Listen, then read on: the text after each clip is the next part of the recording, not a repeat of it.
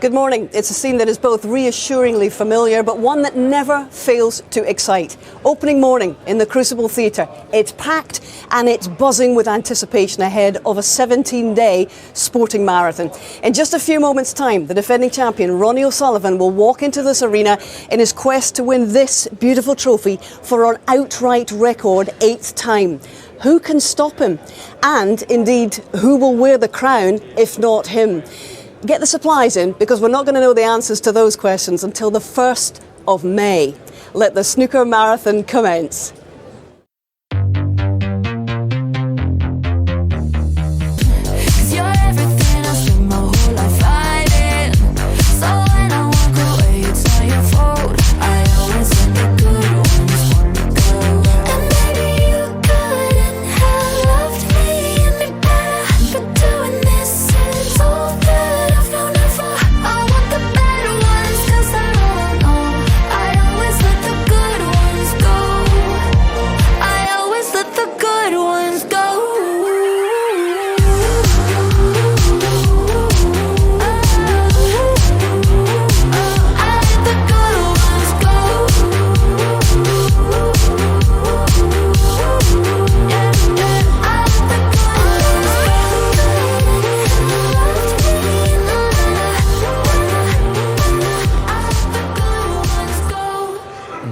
So here we go, eh? And, well, we've got two brilliant former champions in Steve Davis and John Parrott.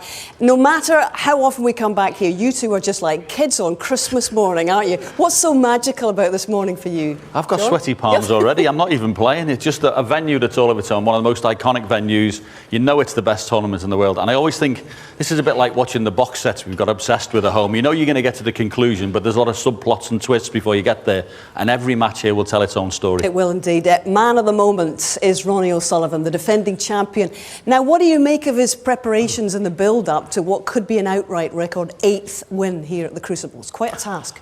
OK, well, you talk about preparations during the season and how he's done. I don't think it's as important as how he's prepared for this event, because regardless of what form a player comes into this event with, and there are a couple of players this year, have had, well, 3 players, maybe Robert Milkins included, as well as Mark Allen, Sean Murphy, they've had fantastic seasons.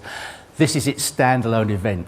And even if you've got form, it can crumble before you get here. You have to prove your form at this venue. So therefore, the likes of Ronnie O'Sullivan and the tried and tested players here, they come with a little bit more, not baggage, but a little bit more weight behind them. Absolutely. So man of the moment, but not man of the season, as you say. Whose case is strongest for you? I mean, Steve's mentioned some great names. Mark Allen, obviously, Sean Murphy, Mark Selby, waiting at the bottom of the draw, aiming for a 5th world title. I think he's very dangerous. I think he's just starting to come to the boil. Won 2 events this season. Lost 10-9 to Sean in the last event that he played in, but you know he's a course and distance winner 4 times here. This is where he gets at his best. You're basically asking Usain Bolt to run over 1,500 metres when you play Mark in the smaller events. When he comes here, this is where he gets at his best. I think he'll have a big say in this tournament. OK, what about the lightly raced horses? Because we know there have been, what, 15 different winners of the 20 events on tour this season. But Neil Robertson and John Higgins, 2 brilliant performers here, have had a quiet time. Is that to their benefit for them to be fresher, do you reckon? I haven't got a clue. No, there's no way of knowing. That's why he's here, folks. There's no way of knowing.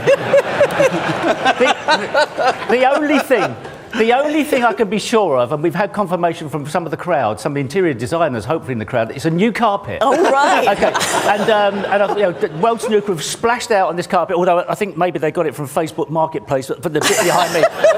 But the players that have had bad form coming to this, they've got to hope that they can find it here. It's not the easiest place to find form here, but if you get on a run and the first week goes well for you, you can build on that. OK, well, this may be day 1 on the new carpet here in the Crucible Theatre, but the World Championship is actually already 10 days old, because the qualifying campaign got underway a week past on Wednesday and a week past on Monday, I beg your pardon, didn't finish till late on Wednesday evening. Big shout out to Jimmy White. At the age of 60, appeared for the 43rd time in this championship. Sadly, didn't make it. But in terms of drama and tension, the qualifiers were off the chart this time.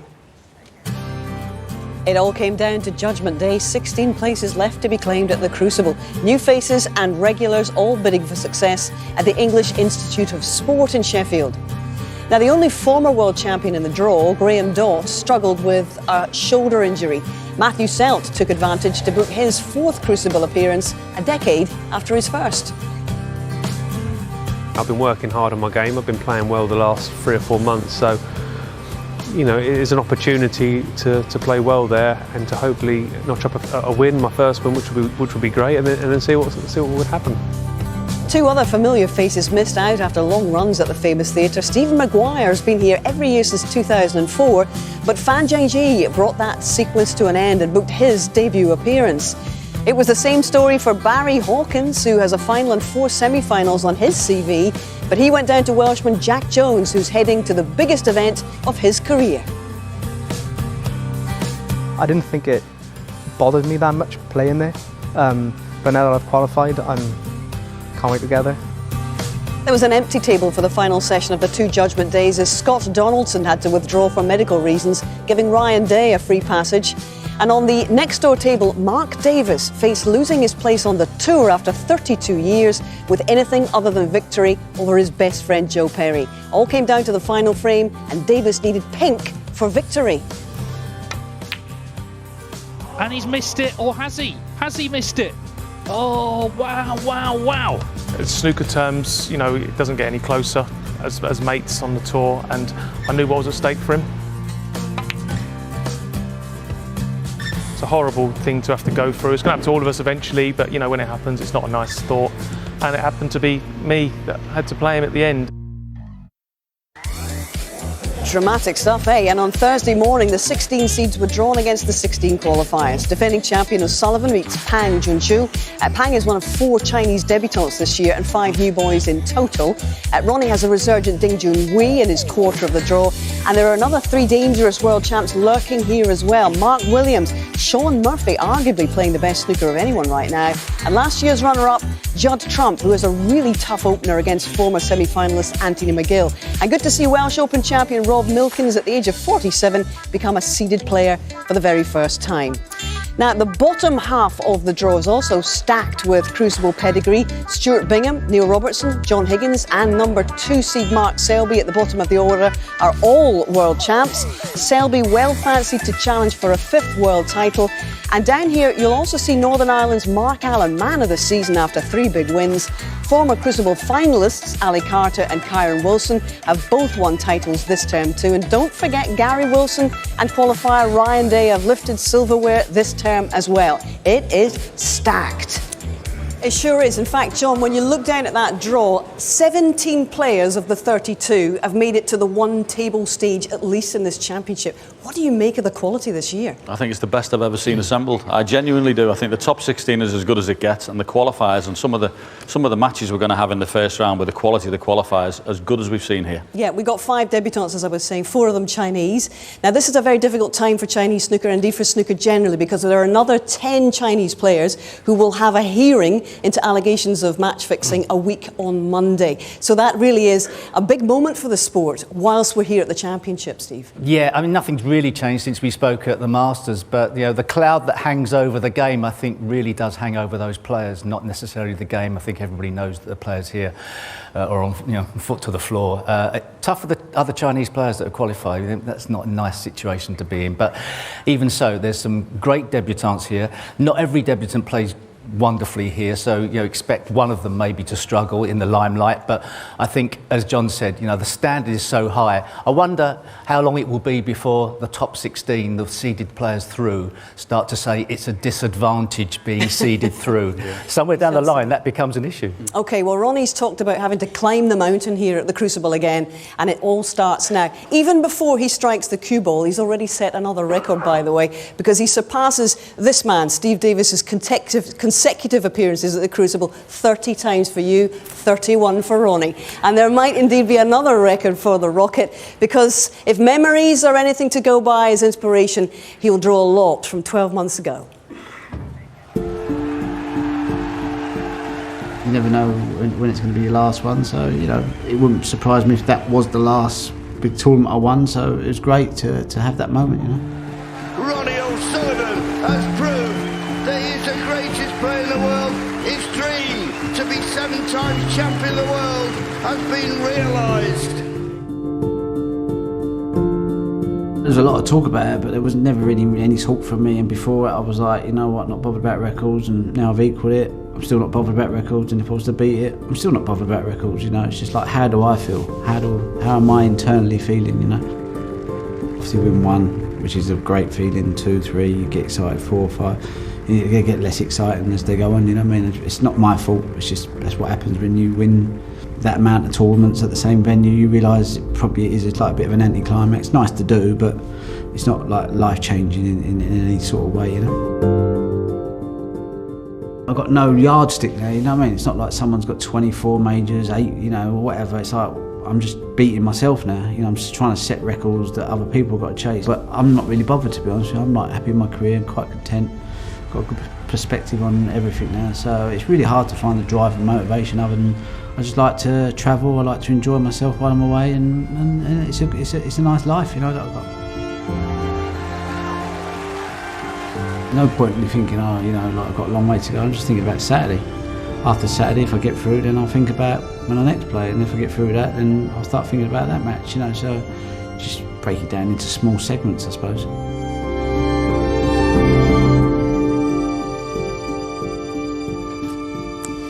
And today, the defending champion returns to take on 23-year-old qualifier Pang Junxu. Been a pro for 3 years, former Rookie of the Year, vaulted up the world rankings this season to number 35 after a terrific last couple of months, reaching his first world ranking final in Leicester last month, beaten there by Mark Selby. He's brave, he's shown real composure this season, and he's won 2 qualifying matches to get here this week, knocking out a certain former world champion, Mr. Ken Doherty, along the way. So he is waiting along with everyone else. Indeed, there is Stuart Bingham, the 2015 world champion, one of the 4 players in this morning's opening session. He's preparing in very jovial form, looks relaxed, doesn't he, to face one of the most dangerous of the qualifiers, Dave Gilbert, a former semi-finalist here. There is Dave, all waiting in the wings. And the 2023 World Championship starts right now for these men. And it does so with a call from our MC, Mr. Rob Walker. Thank you. Good morning, ladies and gentlemen. For 10 long months, the finest players on the planet have circumnavigated the globe in search of glory. But in our sport, all roads always lead back to Yorkshire, back to Sheffield, and back to the iconic Crucible Theatre. Our 17-day marathon is all set to begin. So welcome to the 2023 Kazoo World Snooker Championship.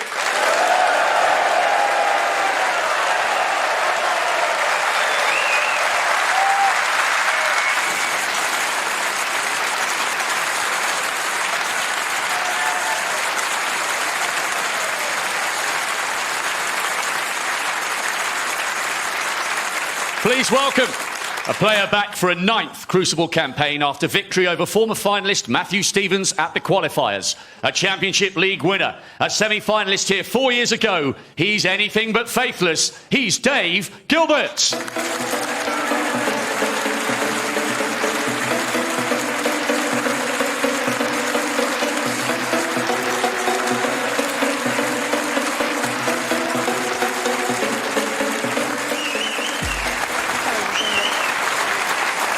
His opponent, making his 17th Crucible appearance. 23 years after his debut, he's still going strong. Masters champion in 2020. And of course, he won the big one here 8 years ago. Here comes Stuart Ball Run Bingham. One more time.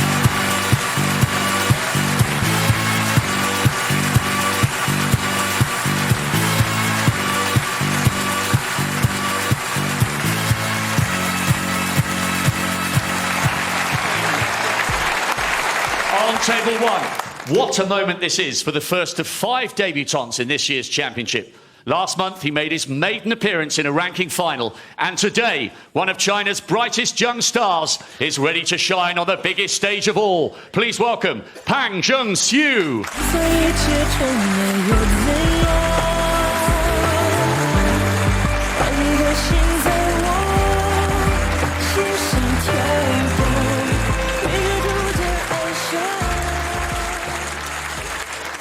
Shows his own route to the table, and why not? And now, to the greatest player in history, making a record-breaking 31st appearance at the Crucible, world number 1, the reigning, defending champion of the world, the Rocket, Ronnie O'Sullivan.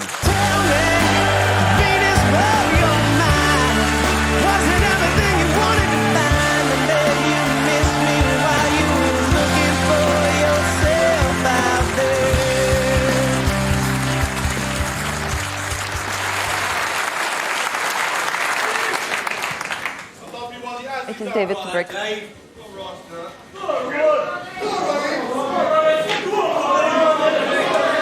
Thank you. The first frame, David Gilbert to break.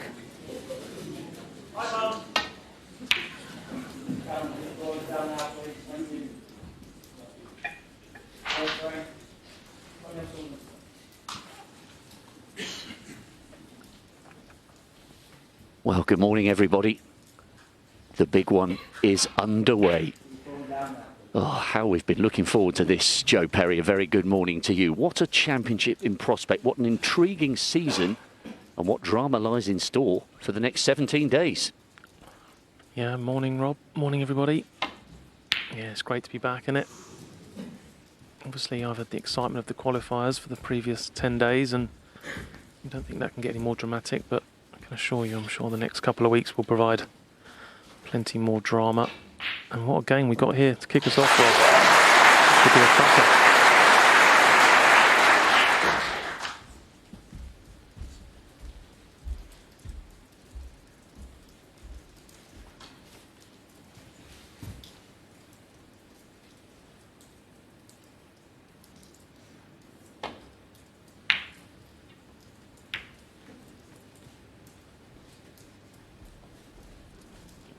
Yes, I have to say congratulations to you, Joe, for making it through qualifying. But, I mean, what an unbelievable scenario faced you against Mark Davis. I've never seen anything like that on a snooker table.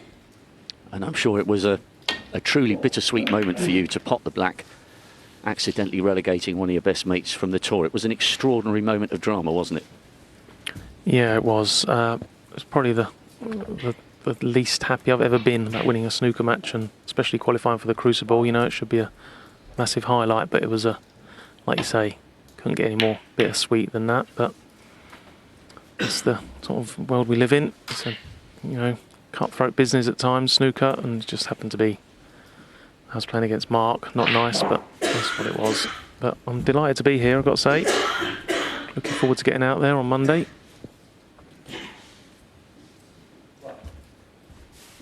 Yep, should be a great match between two successive Welsh Open champions. Rob Milkin seeded for the first time, courtesy of that great win over Sean Murphy. Now back onto these two, Joe. This is a first round match of the highest quality, and I know you were busy playing on Wednesday. I thought Dave Gilbert played some fantastic snooker against a resurgent Matthew Stevens. Great way to qualify. Yeah, obviously the way the setup was, there was like 4 tables in the front bit of the arena, and my friends that come to watch me play could also see Dave's table. And they said he was very impressive in qualifying. We all know about the pedigree of Stuart Bingham, but the interesting thing for me in this match, you put the two players very closely matched, but they've played 11 times, and Stuart's won every single time. Unbeaten by Dave in 11 matches. They've also played some big ones, the UK and the Masters. So, I was very surprised to see that. I would have thought they'd be a lot closer matched. Yeah, I was as well. In fact, only 2 of their matches have gone all the way. But it's so hard to read anything into that when this is proper snooker gravy. This is best of 19 at the World Championship. So they had a 5-4 at the German Masters and a 4-3 at the European Tour a few years ago. But yeah, it does seem as though at the moment, or up until now, Stuart Bingham is a bit of a bogeyman for Dave Gilbert, Stuart Bingham. But well, always a first time, and he will be up for this after that great win over Matthew Stevens, and he thrashed Barry Pinch's 10-3, Gilbert, in the qualifiers. So first real look at a pot here for Stuart. Not easy. Nice to start. Give him some confidence. It was nice to get that first one in. He's had the black waiting. Now, if he can, just get the cue ball out of the table a little bit. There's a couple of reds that go into this left corner. This could be a good chance here for Stuart. Yeah, be happy with that. Depends now if he can squeeze himself on the black into the same pocket he's potting the red. He's going to have to be slightly low on the black, unless he can. He's got the angle just to nudge the other red out of the way. So next couple of shots crucial here, whether this can turn into a really good opening chance. Yeah, nicely done. 9. Stuart's biggest strength, of course, is his break building around the black spot. Definitely one of the best players on tour when it comes to break building, manoeuvring them reds. Great touch. And he looks very relaxed out there, already having a little joke with the crowd, so it's good 16. to see. Obviously feels he's in nice good form coming into this tournament.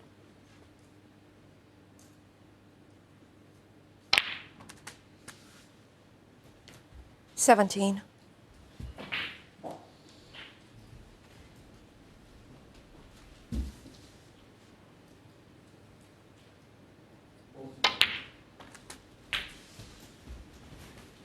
Oh, that one just went slightly wrong. Just wanted to rush past that red.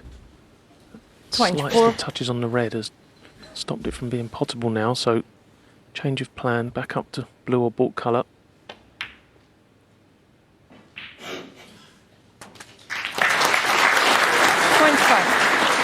Again, that's just rolled a fraction far for ideal, but you would expect that on day one. Expect the tables to be very slippery and quick.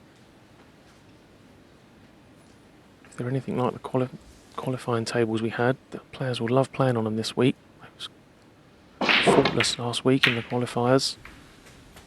There's his luck. It's not great. Got reds to play for. 30. I think he's got a choice of a couple, but neither are that easy. So again, a little recovery positional shot here. The pot's okay, it's just can he get nice on the next colour? This is a game-winning chance where the balls are nicely spread now.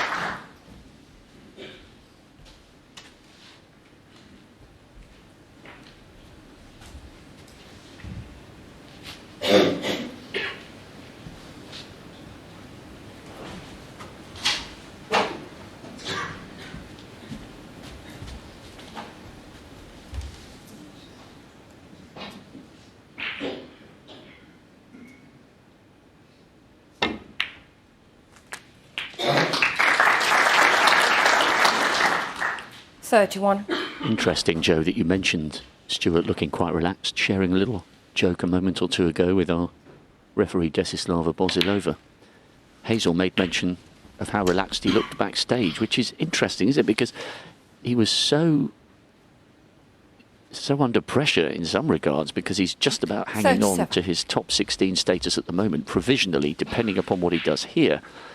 He's down to 26 because he's got 100,000 points coming off for reaching the semi-finals 2 years ago. So there's a lot riding on this match and this run for Stuart Bingham, but he seems to have just embraced the challenge and looks like he's relishing being back at the sport's biggest stage. Yeah, well, Stuart, you know, he's got a fantastic Crucible record. His name's on the trophy. 44. He loves playing it. And as tough an opponent as Dave Gilbert is, I think it's a nice someone that Stuart enjoys playing. You know, Dave doesn't 45. get bogged down with safety battles. He likes to get on with it, plays an aggressive game. And Stuart's all about scoring and break building, so I think they enjoy playing each other. It's just that Stuart just seems to get the better of the two at the moment. But I know he's been practicing hard. He's had a couple of practice sessions with some of the other top players that are here this week, and I hear he's been performing pretty well, so no reason not to be confident. And this is the perfect start, isn't it? Great break so far. Just got to keep it together now. He's done the hard work. Let's get the balls in this position. 51. Just got to finish it off now.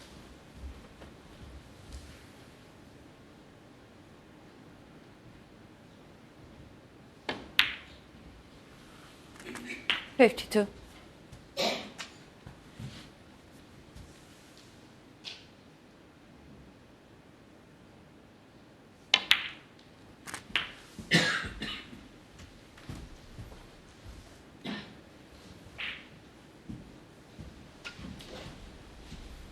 $59.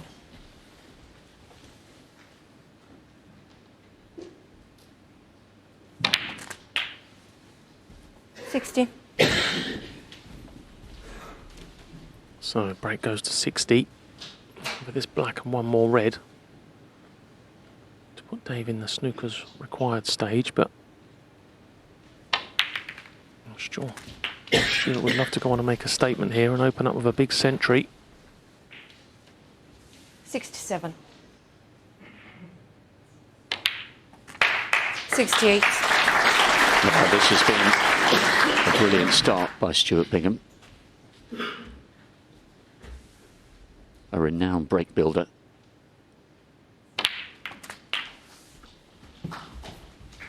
And a perfect way to settle himself into the 2023 75. World Snooker Championship.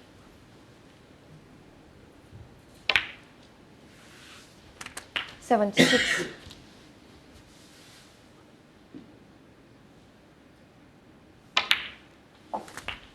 When he's in the balls and on a roll like this, he's absolutely magic to watch. Sheer 83. class.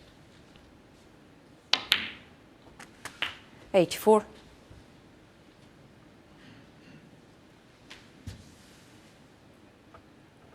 Well, we knew Dave Gilbert was in good form. We now know Stuart Bingham's in just as good a form. I think we're in line for a cracker this morning, Rob. 92. Yeah, this is good to see, isn't it? This is really good.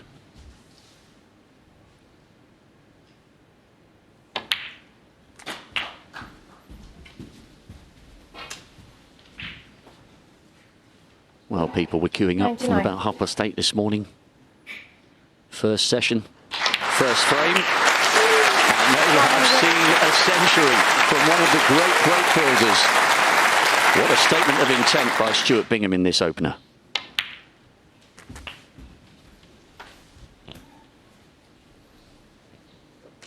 $107.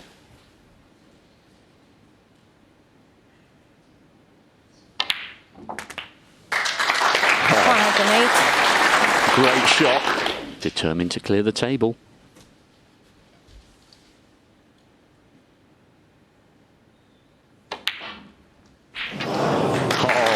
Not to be a total clearance, but he starts with a century.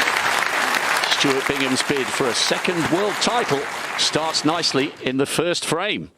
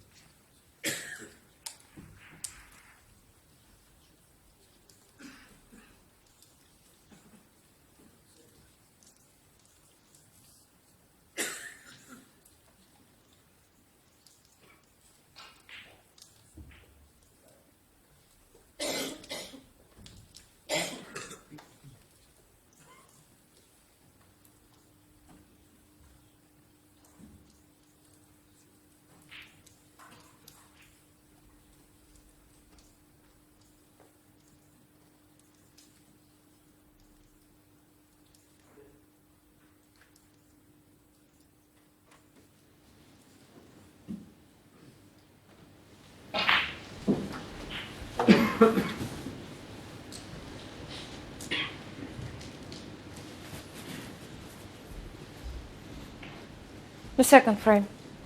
Stuart Bingham to break.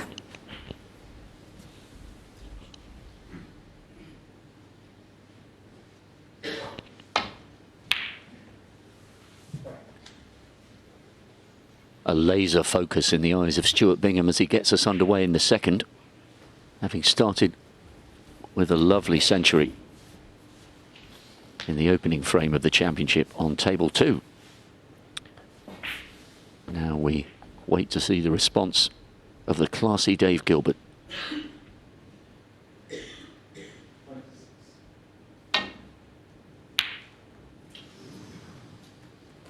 Yeah, good effort that. Sort of shot a player would would spend a little bit of time practicing because it's a shot that appears quite often on the back of most break-offs. And played it confidently, played to finish the right side of the baulk line for the next colour, and in doing so he's left Stewart a look at this long red.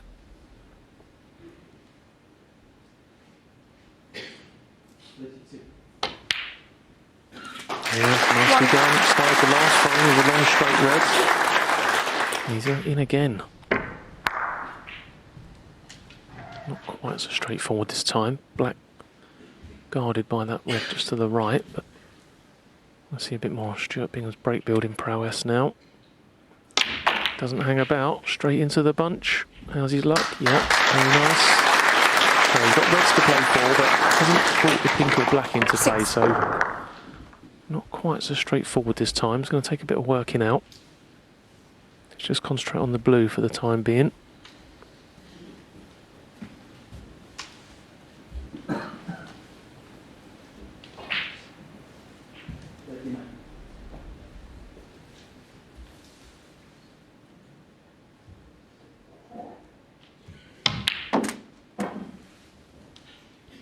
Seven. Both these players seem to thrive in an environment and a match where the play is open and they're going for their shots. No 55-minute safety exchanges. I mean, they're great in their own ways, but Bingham is a natural break builder, and the early rhythm will be suiting him well so far.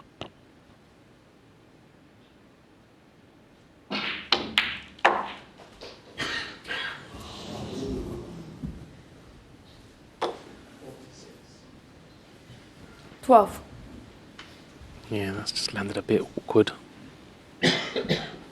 Was playing for the red closest to the cue ball, the one directly in a line with the blue and black there, because that's sort of in the way for break building purposes. He'd like to have got that one out of the way, but can't do that now.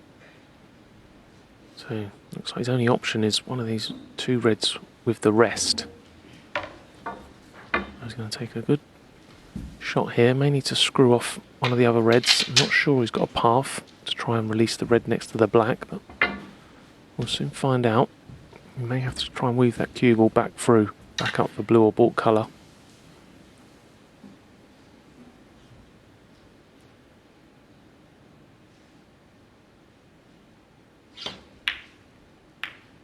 Well, he could have the angle.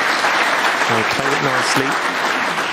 13. Black now in play, but these are tough. He's got to hit this quite hard. He's got to pot this and run round with two cushions, so this is going to be a real tester for Stewart. Probably the best ball he'd had to pot so far. It's a proper test of cueing this one.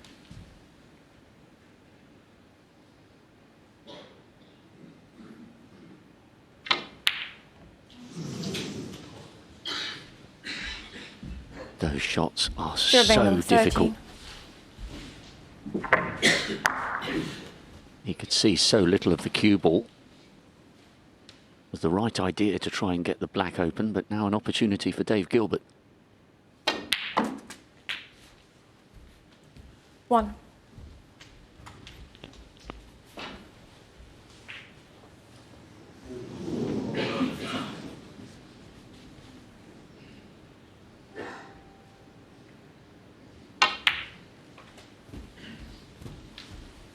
Yeah, first chance to have a look at Dave's silky cue action.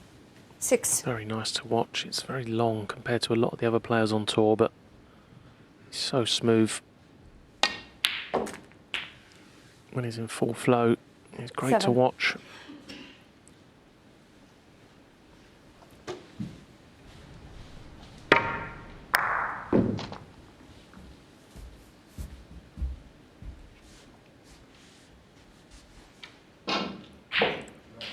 Same sort of problem facing Dave as what Stewart had. The two main colours, pink and black, sort of out of play at the moment. Not easy to get on that black, so he may just leave that there, may look to move this red. Open up a path then, pop the blue and come down into that little bunch and try and free the pink up. Give him a chance to win this frame at this visit. 13. Keep your nose down, please. Thank you.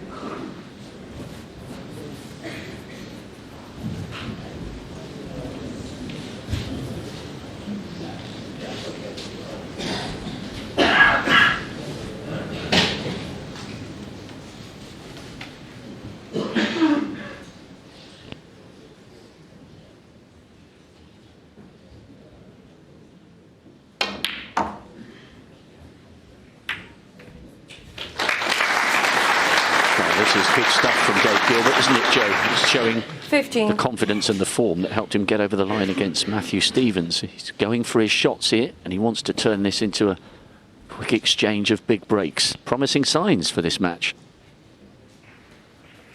Yeah, this is sort of the way this match is going to go. You would anticipate it's going to be lots of big blows from each player. They both like to win the same way. 16. Big breaks, one visit appearances.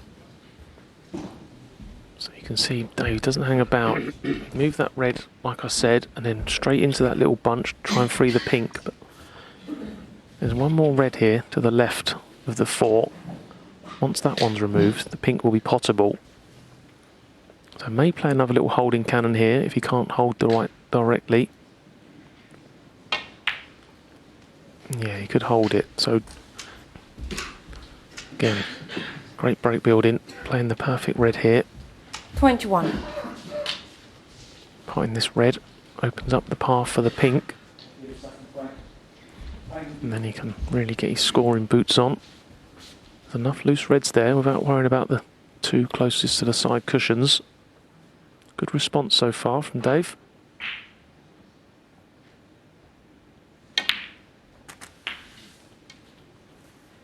$22.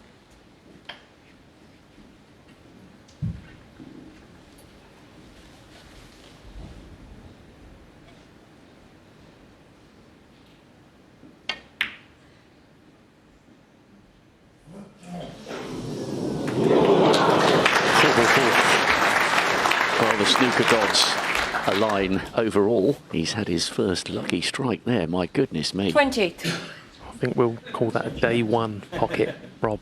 I don't think that'll be going in on day 3 or 4, as we all know.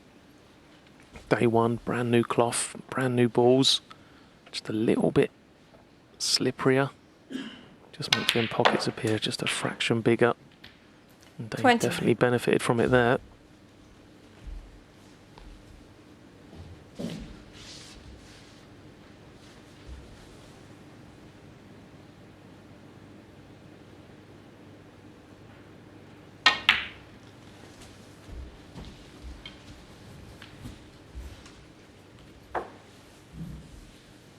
$34. Both players seem to have picked up the speed of the table very quickly, though. That little shot Dave just 35. played, so easy to go wrong on a new cloth, but played it perfectly. And he's just edging in front now nicely. This pink takes him 28 ahead. And still, well, it's definitely 2 easier reds. And then 41. one more slightly difficult red. And that'll be enough to see him over the winning line in this frame. If he takes them with pinks. 42.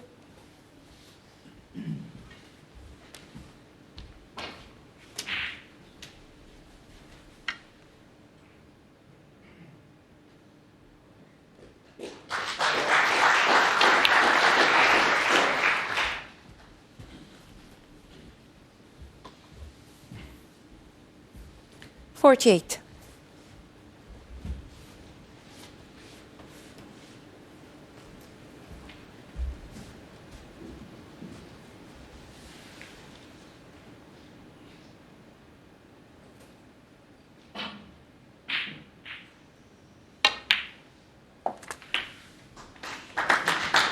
$49.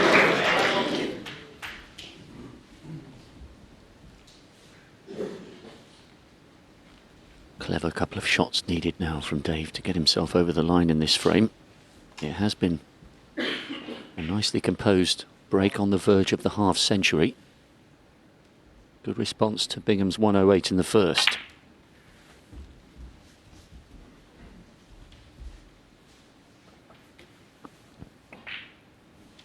54. So 41 ahead. This red, one more colour. But this is a tester. Oh, beautiful strike. Can't hit many better than that. Great shot. That'll make him feel good. So the blue is putting 47 ahead with 43 on. So just one snooker required for Stuart. And looking at the table, you would expect him to come back to the table. Going to be very difficult for Dave to pot another red, which will really seal this second frame.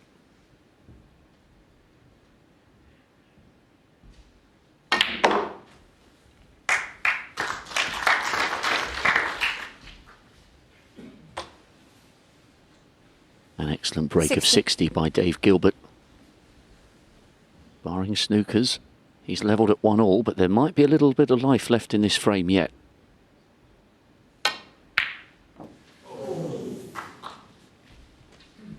David Gilbert, 60. Good contribution in this second frame. He'll feel better, but the door is still just about ajar for Stuart Bingham. Yeah, one snooker required, providing Stuart takes a black with that red, and he's not going to, so that helps Dave Gilbert. So there'll be 2 snookers required now, and Stuart knocks this pink in.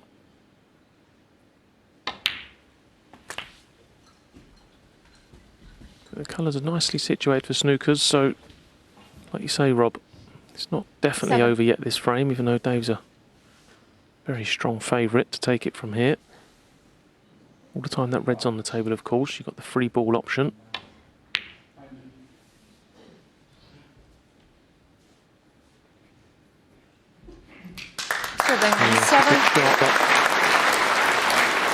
Easy enough for Dave here, I think, just to swerve slightly and hit this red off the back cushion. He'll be looking to catch it pretty full and leaving the cue ball where the red is. Send the red up the table, may even get a snooker back here.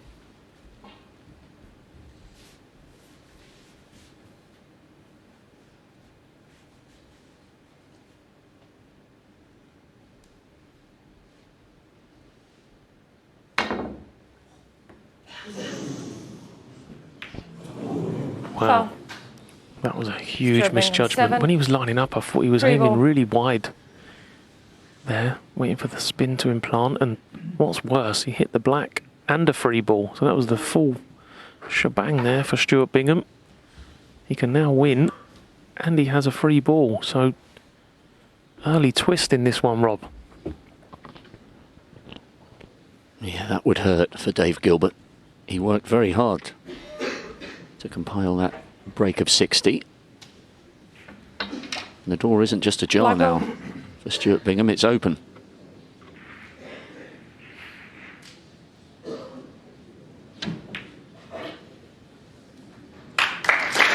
And these early frames, of course, you don't win the match after 2 frames, but these early psychological blows, if Stuart could land it, just start to become a factor.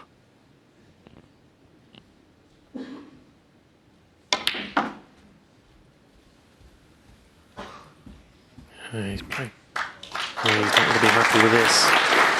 Needed that cue ball to bounce. 4. So he may well go on to win this frame, but I don't think he'll be winning it in this visit. Guaranteed snooker here behind the black. So you'd have to say that's a slight let off for Dave. He'd have expected Stuart to clear from that.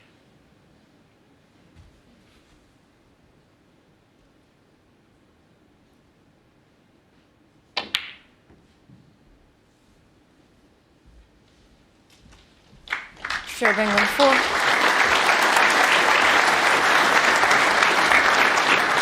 Showing his ring craft there, Stuart Bingham. Wanted the pot, but the snooker the next best thing. Intriguing climax to this second frame.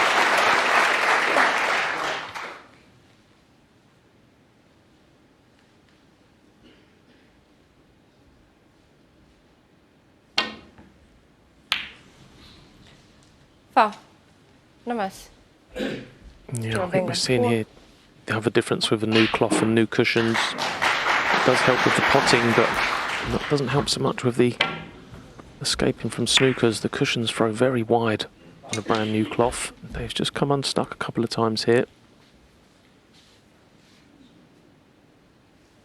He's probably hitting the spot where he would hit on his own table back in the club, but obviously the cushions are reacting differently here. He's got to make the adjustment.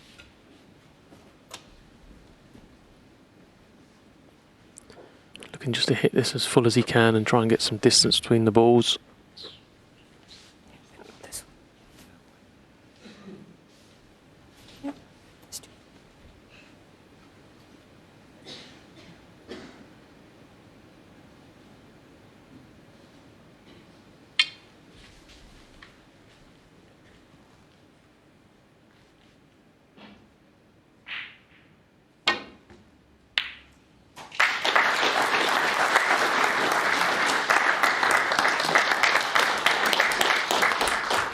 Much better second effort there from Dave Gilbert.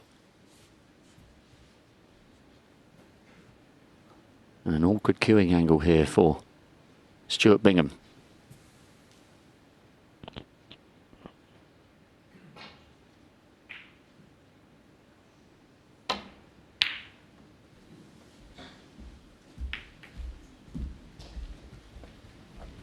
Yeah, that was looking good until the red collided into the blue.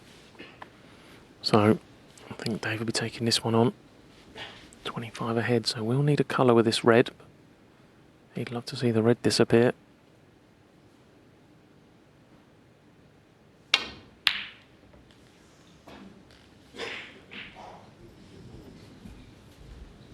And he'll take that second prize. 4-ball snooker. So problem for Stuart. Not a problem at all to hit this. Pretty straightforward. Got to be careful of two things. The in-off when hitting the red, and also getting the red safe.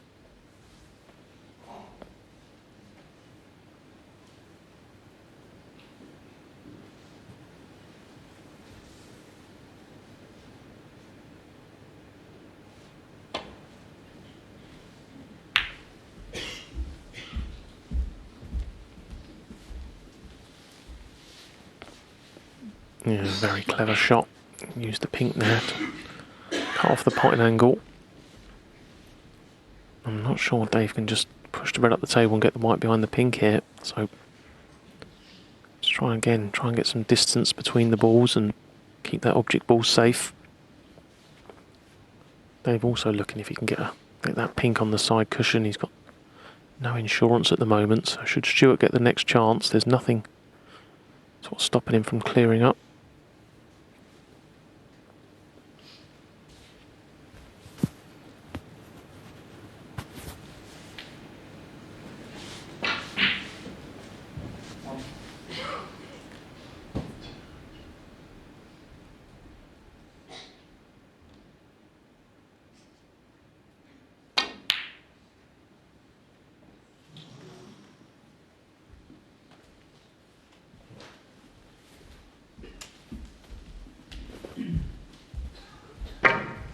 Well, no lack of confidence from Dave Gilbert. Certainly his potting was top class in the qualifiers. 3 centuries, a 96 and 5 other half centuries against Matthew Stevens for that 10-7 win. And still the intrigue goes on in this second frame.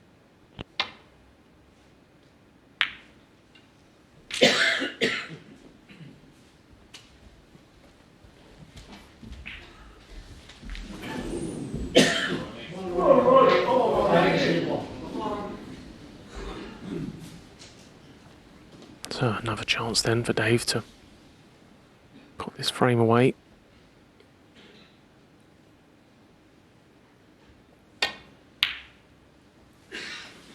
Again, missed it on the thin side. It's because he's concentrating also on getting the cue ball back there. I think had he fully committed to that shot, probably would have knocked it in, but played with an air of caution.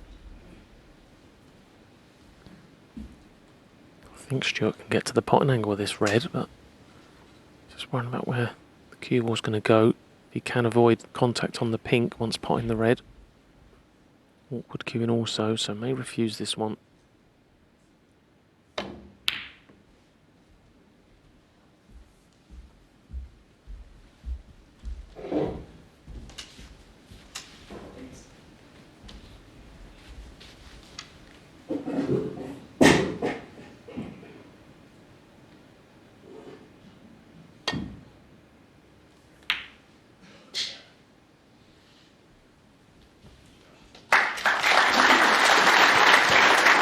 Nicely judged there by Dave Gilbert.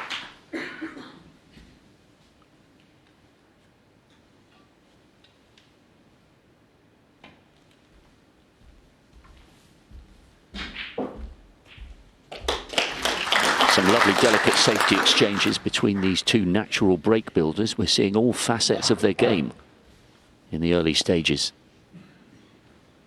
Over half an hour played across the two frames, and it's been thoroughly enjoyable so far.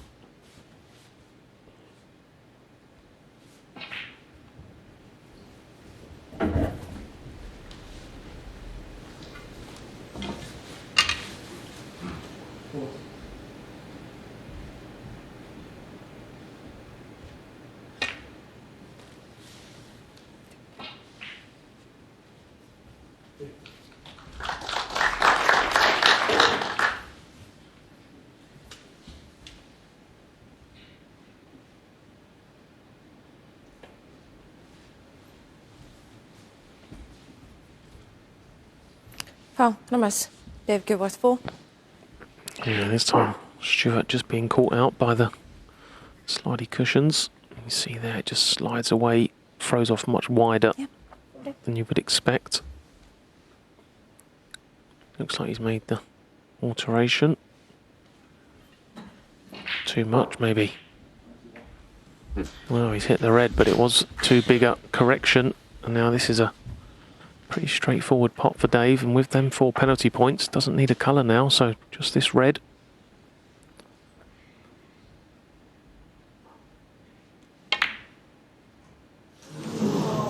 Oh, that will frustrate him. I know down the cushion they're not as easy as in open play, but Dave will be very, very disappointed to have missed that.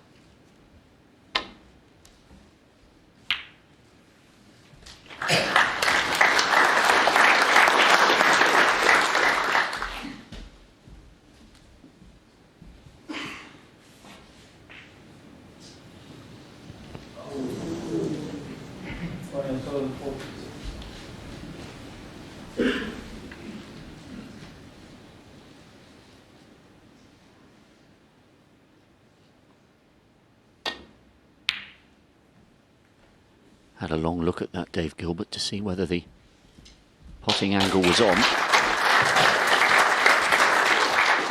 Great judgment there.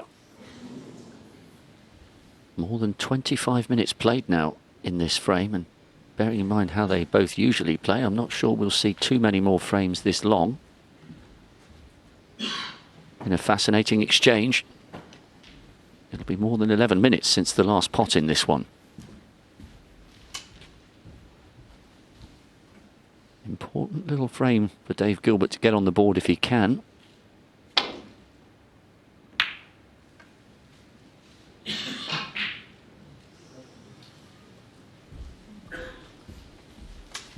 Now, cue ball quite close to the baulk cushion, but could he use this opportunity to put the frame away? Well, he's just had a look at the potting angle, so it tells me he's taking this one on.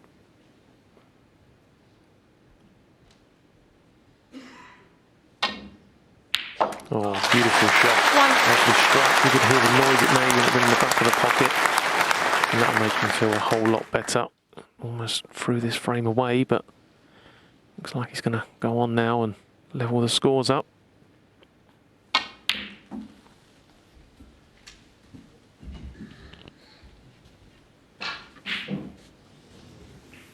Four.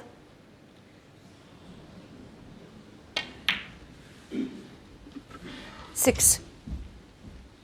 Well, Dave Gilbert will be a relieved man. Did all the hard work with that break of 60, but the free ball to Bingham allowed the 2015 world champion to get a toehold in this frame.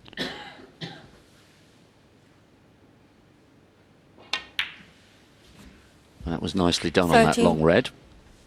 Showed patience in the 10 or 11 minute safety exchange. And we are on as 18. even. What a match this is going to be.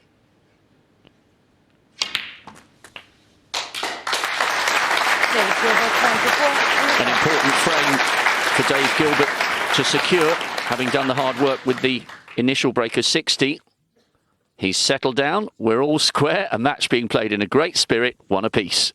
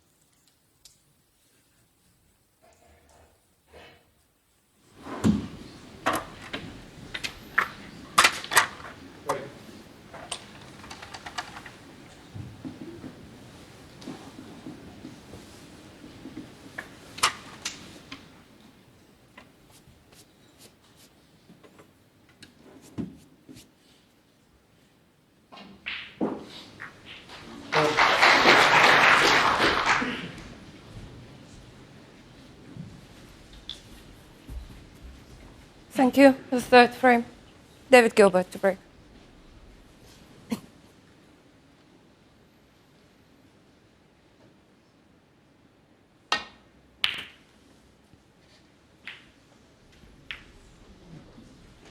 Dave Gilbert gets us underway in the third, but he has already presented an opportunity to Stuart Bingham.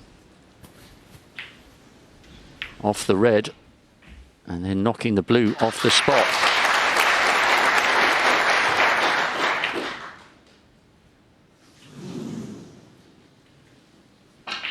Bit of a let-off there for Dave Gilbert in the early exchanges of the third.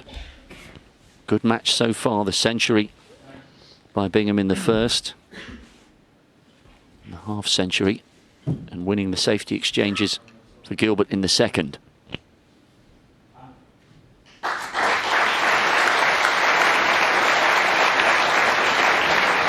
Well, he'll be a happy man to have secured the first red. Looked like that was a big opportunity for Stuart Bingham in the early stages of the third.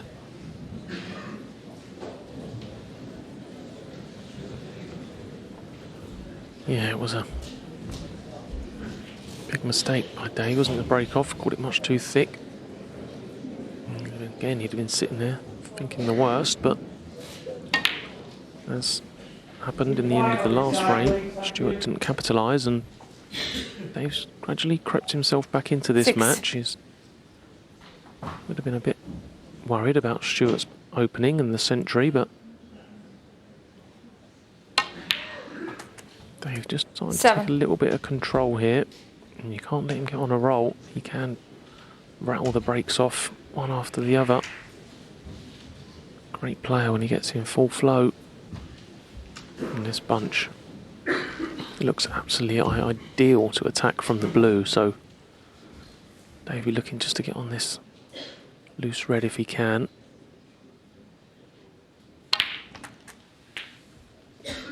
Leave himself an angle on the blue. He may not be able to do that now, but 14. that would have been his intention. Get high on the blue, crash into that pink.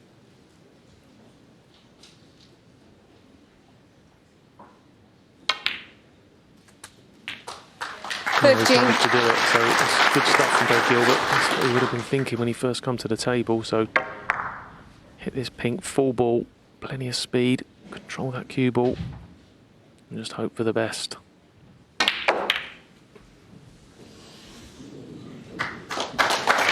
Yep, deserves to be on one. Couldn't get much better than that. 20. He'd love this black to pot in this bottom left corner. If it does, makes his job much easier. That red may just be in the way.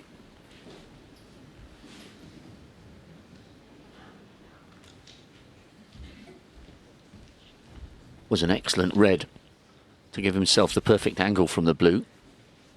Just about keeping the tip of his toe on the ground. Positive early signs here for Dave Gilbert and those watching back in the club at Swadlincote.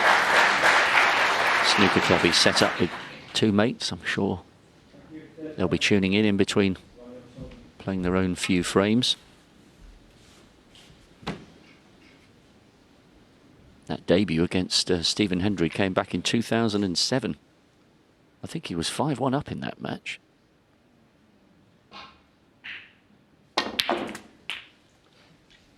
The 21. The interesting thing about Dave, Joe, is that he said himself many times he felt like he was a tourist at the World Championship in 2007. He was there for a day out. Snooker was part of his life, but not his whole professional career. And thought, well, that's it. I've made my appearance at the Crucible. I've played the 7-time world champion. And yet a few years later, we started to see his real class and consistency on the circuit. And that was nicely judged on a narrow angle. It's good to see that he's turned out to fulfill his potential, because, as he himself has said a number of times, he could have ended up just being a one-hit wonder at the Crucible. Not the case. Yeah, I think a lot of players over the years 29. suffer a real lack of self-belief. You just keep seeing the top players churn out win after win and think, oh, I'm never going to be that good, that will never be me. But that's half the battle. You know, you have to believe in yourself, believe in your ability, and go out and do it, obviously. And Dave's done that the last few years, established himself now as a real top player. Again, going to use his cue action here. Nice and reliable. Yeah, makes them shots look very easy when he's in full flow. Any little partition of side there 34. will send that blue offline, but such a clean ball striker. And now he's got the black in open play. 35. He's moved them two reds from either side. Just a case now of tight control on the cue ball. Maximum concentration. Sometimes you can just switch off when you do all the hard work, all the real tricky stuff to get the balls in open play, and then you just sort of slip into 42. auto mode and just mess up. But you have to really keep your concentration now. 43. Just a series of little stuns and screws now. Doesn't have to do anything with the cue ball. As he pots one red, it will just open the path for another red. And this is a perfect example of how to build a break. 50.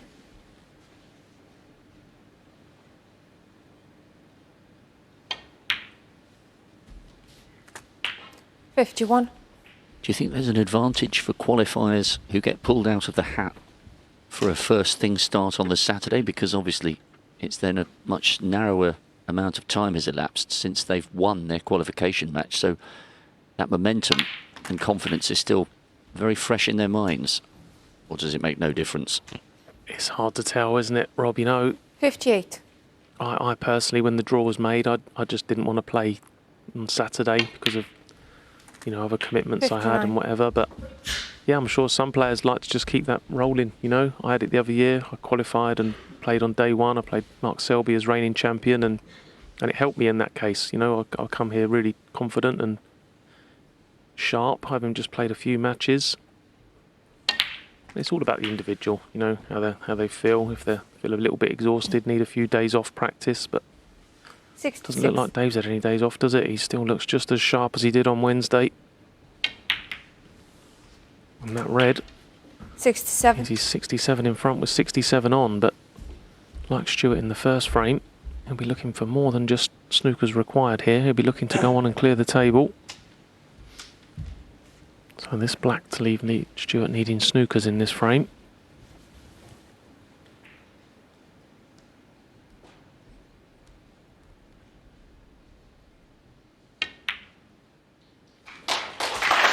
Beautifully judged. Beautifully judged by the Championship League winner from 2021. 74. This has been a great follow-up to his half-century in the second frame. 75. I'm not sure Stuart Bingham will be coming back to the table in this frame. This has been class by Dave Gilbert. Real quality.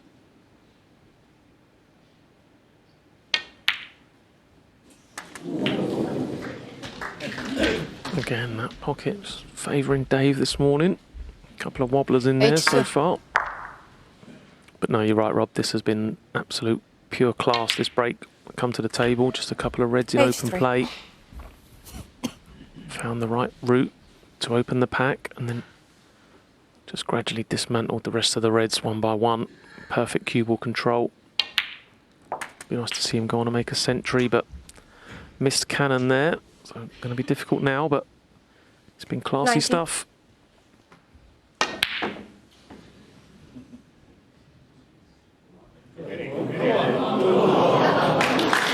to be the century from Dave Gilbert, but what ring craft there to compile that excellent break and take an early lead in this one. 2-1 now to Dave Gilbert after Bingham's century in the opener. Wonderful response from Dave Gilbert.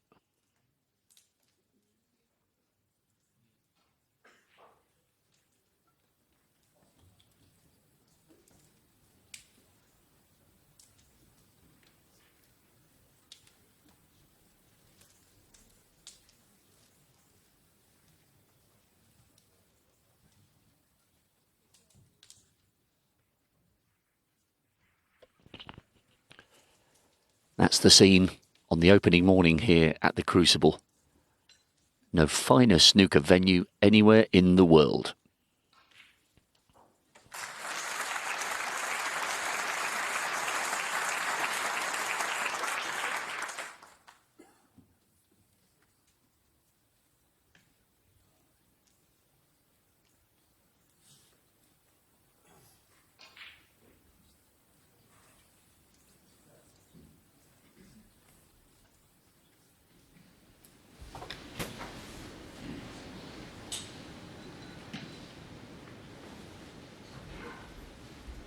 Thank you. Frame 4.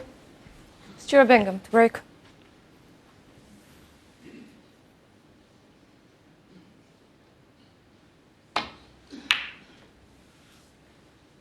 Last frame before the mid-session break.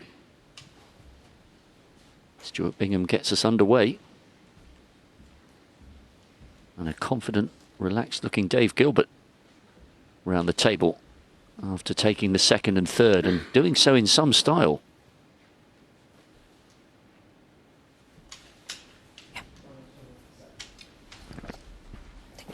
Yeah, long red available here for Dave, but not entertaining it.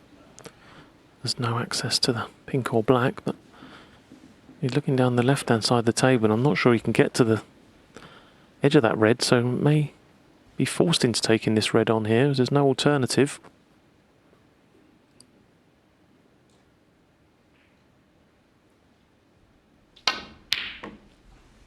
Yeah, that was a rare one.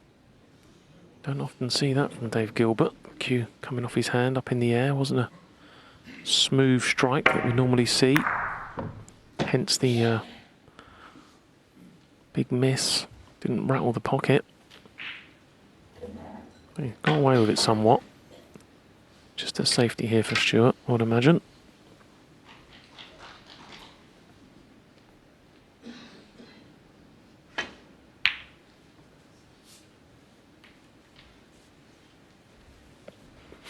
Yeah, again, bit of a grimace there from Stewart. He'd be very disappointed. That's a good 2.5, 3 foot short of where he wanted to be, tight on that baulk cushion. Leaves Dave a pretty simple, straightforward return.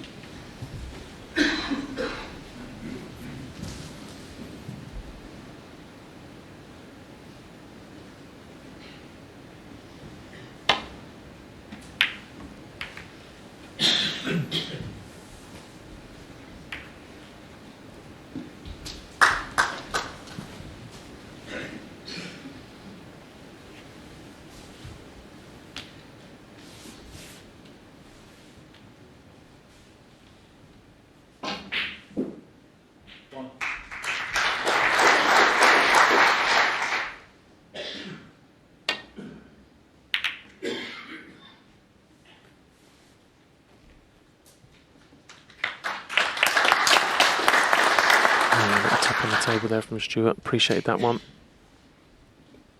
It's not just about getting thin edges and getting that cue ball back into baulk anywhere. A lot more to it at this level. Dave bringing the black into play should he force the opening, and also covering the left side of the table, making Stewart's return far more difficult.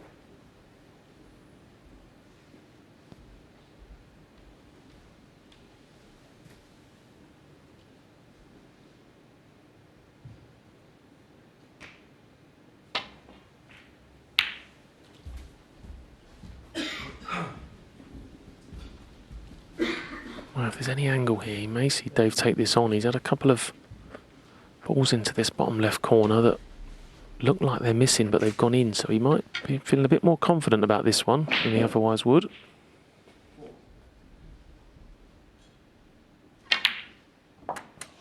Yeah, not surprised to see him knock that in. 1. Bit unfortunate. All he could do there was trust on the natural angle. Wasn't quite wide enough to get out for the black.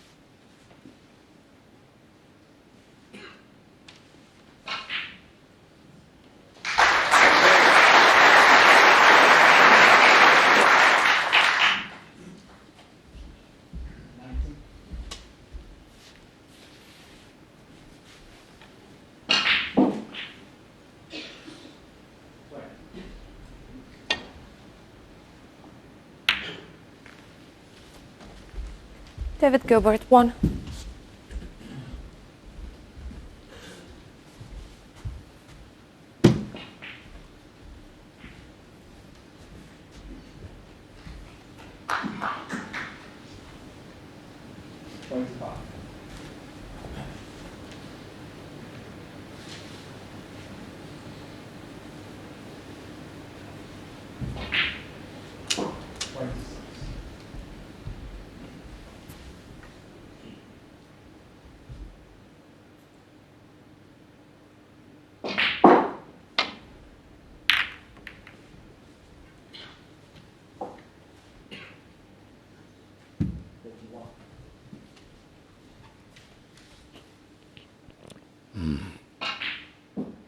Little look of frustration and a little bit of muttering to himself from Stuart Bingham in his chair.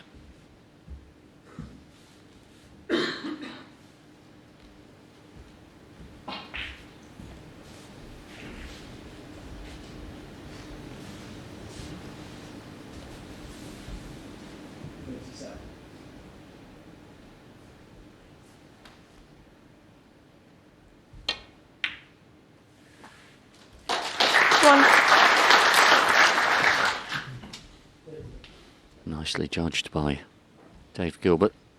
May not necessarily have been expecting that opportunity from Stuart Bingham, but slightly loose with that safety. And it's given the 2019 semi-finalist an opportunity here in the last frame before the mid-session.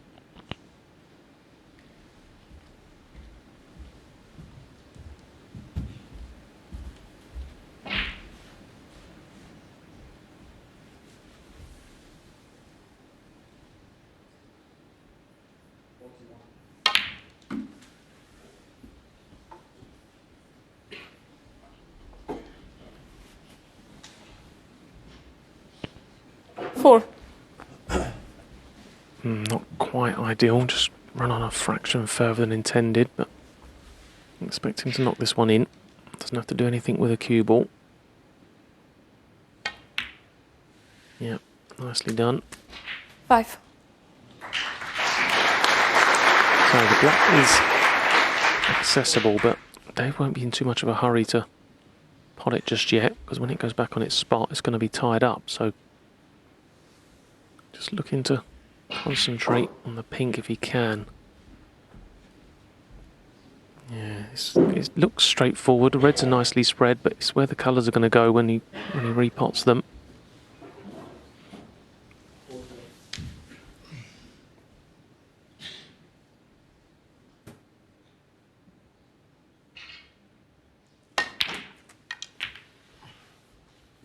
Yeah, you could see there, he didn't really want to play the black, so he tried to make something happen. He's on one of these reds, it's not too bad. 12. But it's not ideal. You can see now the black's tied up, coming away from the scoring area, so a bit of work to do here for Dave to get back in prime position.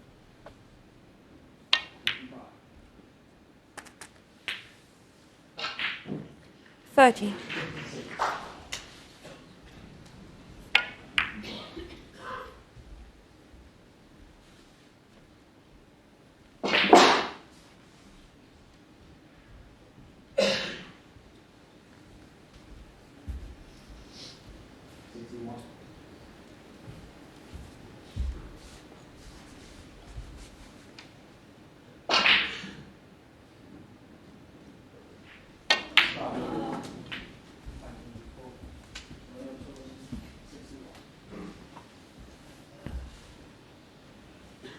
So 18. To right corner, slightly playing into a blind pocket. But it should be okay. Just stun across for the pink or blue again. Yeah, nicely done. And this time he has got the perfect angle on the pink. The time before he was just the wrong side of the pink. This time he can perfectly pot the pink and get on a red into the left corner, which is what he planned to go before. So this is now turning into a good scoring chance for Dave. Again, very calculated in the way he goes about his break building. Doesn't rush anything. Makes his mind up, knows exactly what path he's taking. And executes it very, very smoothly. He's played some wonderful shots in this mini session of snooker. Average shot time 30 seconds, but of course remember we had that 11-minute spell in the second frame where no balls were potted. Dave's normally down at about 21.5 seconds 26. Average shot time. So far this is turning out to be a match of real intrigue and quality, as we hoped it would be when the two men were drawn to face each other. Dave Gilbert, remember, has never beaten Stuart Bingham. But he started this match very positively indeed after Bingham's century in the opener.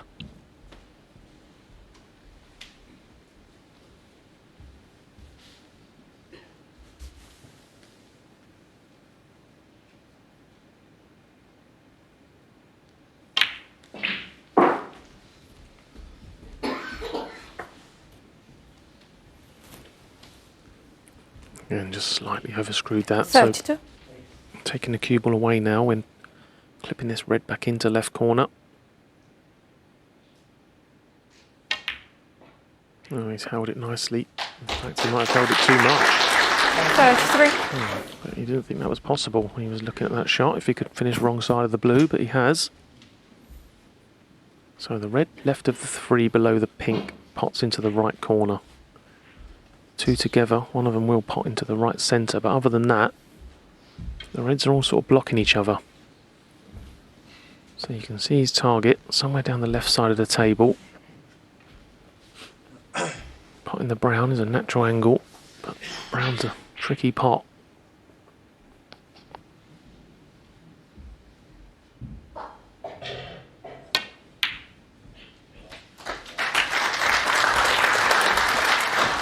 He really is producing some excellent pots to keep this break going. 37.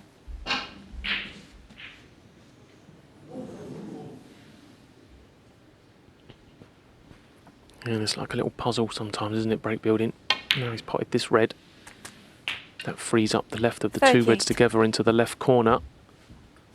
And it's all clever stuff from Dave Gilbert, and it's all made possible by keeping that cue ball under tight control.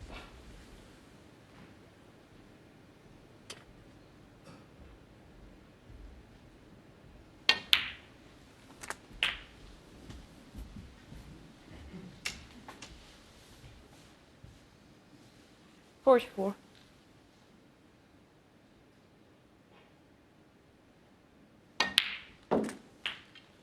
$45.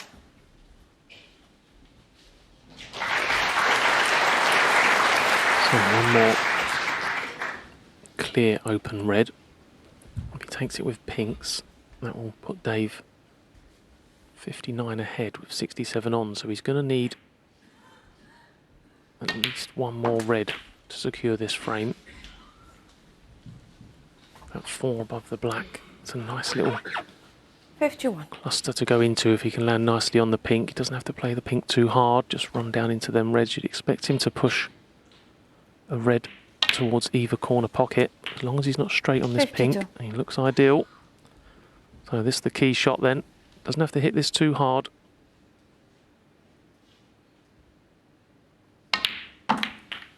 Yep, nicely done. Well played. Great break.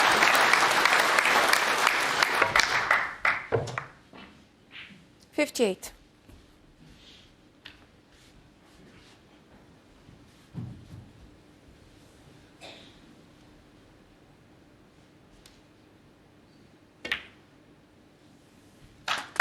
$59.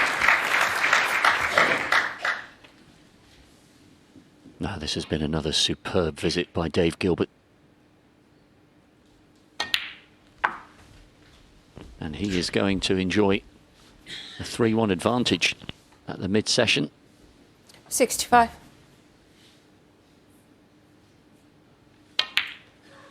It's been an average 66. season by his own high standards. We saw him reach the quarterfinals in Northern Ireland last autumn, beating Ross Muir, Nopon Siankam, David Lilly and Tom Ford before losing to the eventual 73. runner-up Zhou Yulong, but he hasn't really done much since. 74. And this looks like he has saved his A-game for the most important venue of all. Brilliant contribution so far.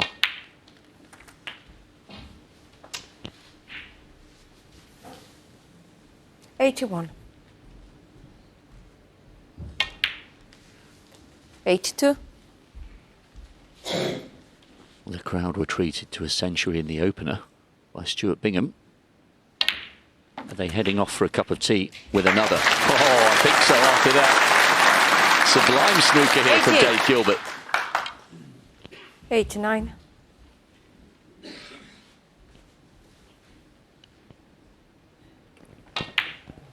Yeah, it doesn't get any better than this. This is perfect break building. This table was very awkward when Dave came to the table.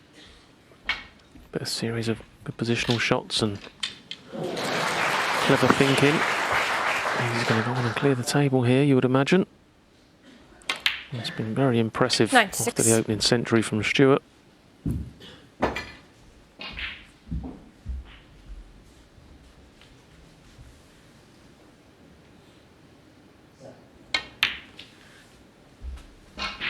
$99.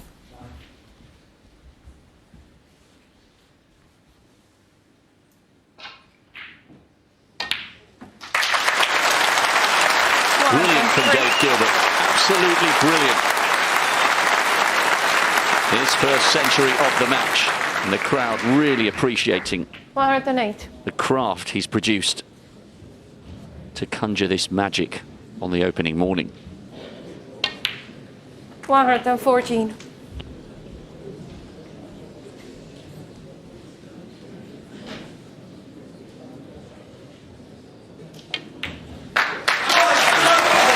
Clearance by Dave Gilbert. That was absolutely superb. 3-1 up on the 2015 World Champion Stuart Bingham. What a match of high quality.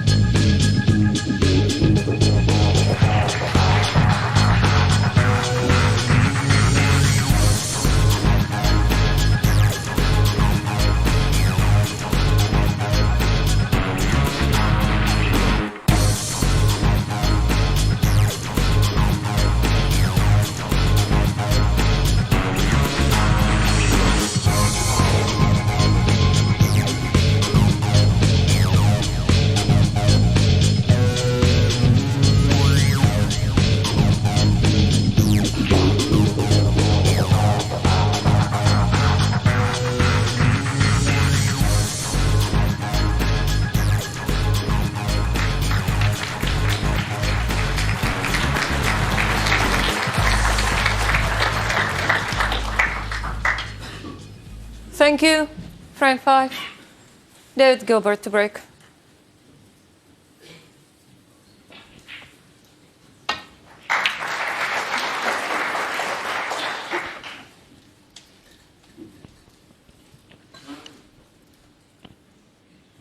Dave Gilbert gets us underway in the 5th after an excellent start to the match. High quality from both players. I think what we saw from Dave Gilbert in those opening 4 is just about some of the best snooker he's played all season. He saved his A game for the #1 venue.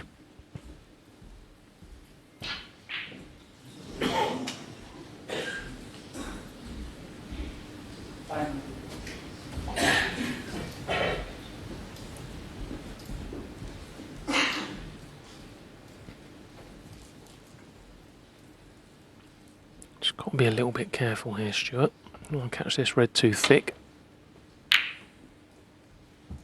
Yeah, nicely played. So he was shut out a little bit towards the back end of that mini session there, Stuart. So important for him to establish himself again in this match, get some table time. Try and get Dave under a little bit of pressure. Don't want to let Dave get on a roll. Like we've said, he can really run them frames, no problem. Big break after big break. Won't phase Dave in any way. So important little couple of frames here for Stuart. We all know, all been said before about the first session and not losing it and all that, but can give yourself a mountain to climb.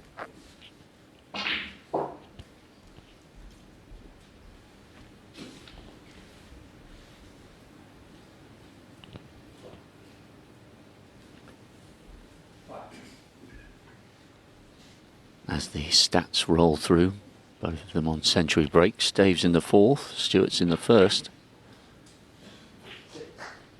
The headline is that, as you see there, 304 to 143. Dave Gilbert has potted more than double the number of balls that we've seen from Stuart Bingham. But this is an awkward one here for Dave Gilbert. Doesn't want to allow his opponent an early opportunity after the restart.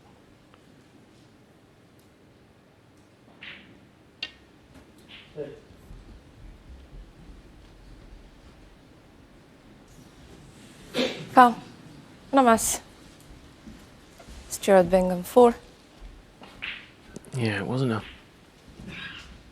straightforward escape, was it? It was easy enough to hit a red, but it was hitting the right red as to not leave Stuart an easy starter.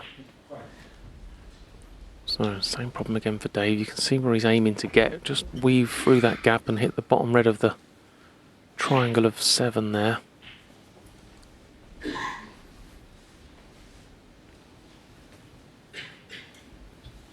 He only has to be a fraction out here and he'll leave Stuart an easy start up.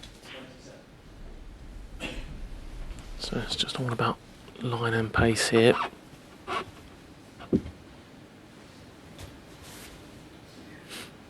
Yeah, sure.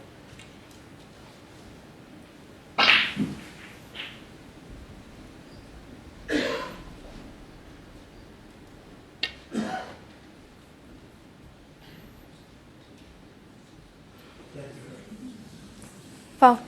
No mas. Stuart Bingham 4. No, it was almost a direct repeat of the shot before, wasn't it? It's got the line, just needs a fraction more pace. But the trouble is, like I said earlier on in the first 4 frames, if he hits it a bit harder, the cue ball will react slightly differently off that side cushion. So it's all very precise stuff.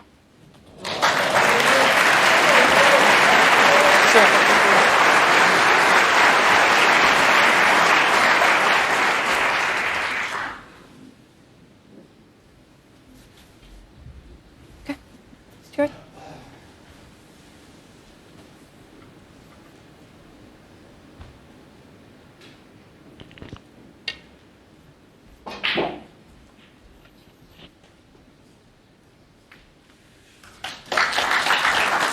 That's what he was aiming to do.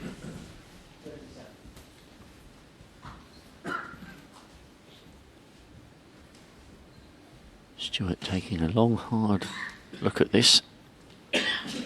Looked very, very relaxed again in the mid-session interval, didn't he, Joe? Just quietly going about his business. No panic button yet with the 3-1 deficit. One interesting thing that Stewart said to me yesterday, his tip came off the day before coming here. He said it felt okay after putting it back on, but less than ideal preparation for the ball run.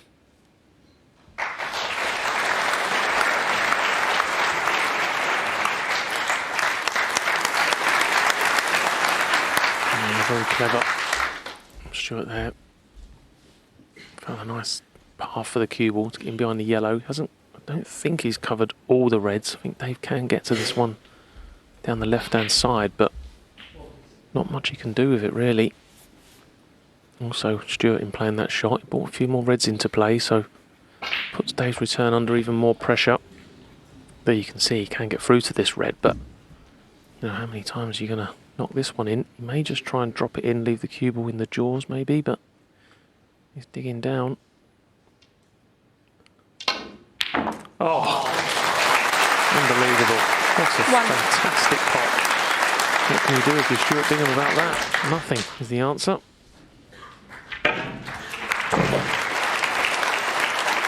What a start to the match this is from Dave Gilbert. That was absolutely superb. Shows you the confidence he's brought here from the qualifiers, that's for sure.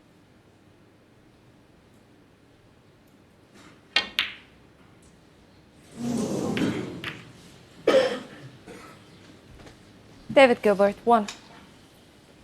Yeah, it wasn't a glaring miss, was it, by any stretch? It was a thin cut. The cue ball was the wrong side of the baulk line, but the way he's playing, you don't expect him to miss anything at the moment. So, a slight reprieve for Stuart Bingham, but as you can see, he's not down on his shot yet, so that tells you that this is far from straightforward.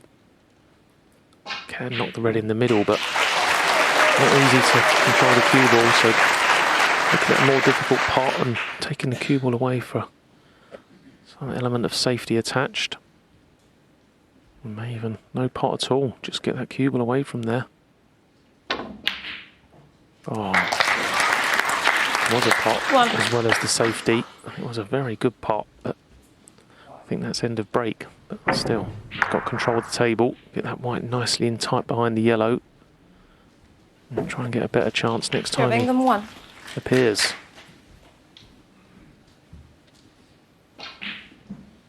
That was an excellent response from Bingham. Having been frozen out, not potting a ball for 3/4 of an hour in this contest. He's posed a difficult question here for Dave Gilbert in the early stages of the 5th.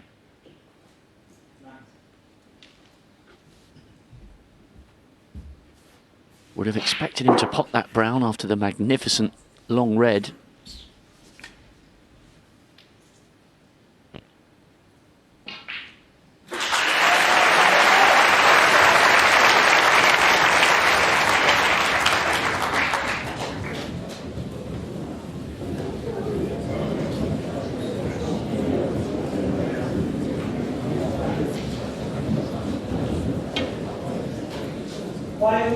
Please, thank you. We're still playing on the side. Well, that wasn't as intended. Not even close to what he was playing there. He was playing, hit the red closest to the right corner direct, hit another red on the way past, but we'll be delighted with the outcome. Often happens. It's a strange game we play. Normally the person who's winning tends to get the nicer rub of the green. It should really be the other way around, shouldn't it, Rob? Just to even things up, but it doesn't work that way most of the time.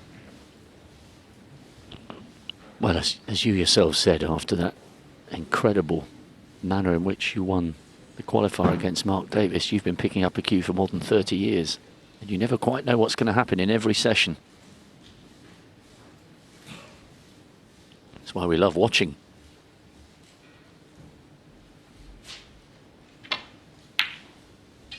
And hopefully why you guys enjoy playing. Most of the time, anyway. Yeah, most of the time. But Stuart doing the right thing here. He's not panicking. He's vastly experienced. Just biding his time. Not playing any rash shots. Just waiting for that right moment. An easy opportunity. Get going again in this match. He knows his time will come.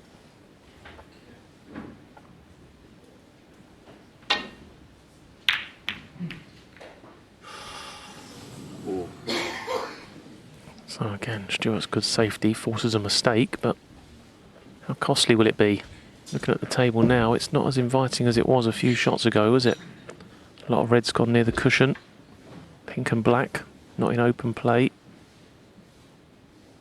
So again, Dave's mistake, not a costly one.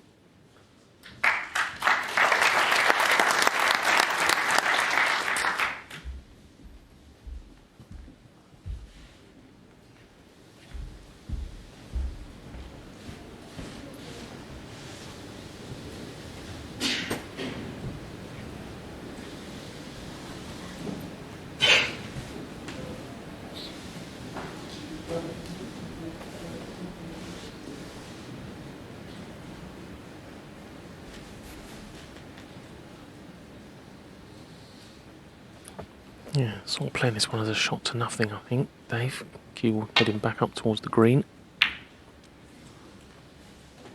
Quite a fraction thick, so the object ball hasn't moved away from the pocket far enough. So this is a gettable red for Stuart. Just got to control the cue ball, try and get out of there and pot in this red. Yeah, nicely done.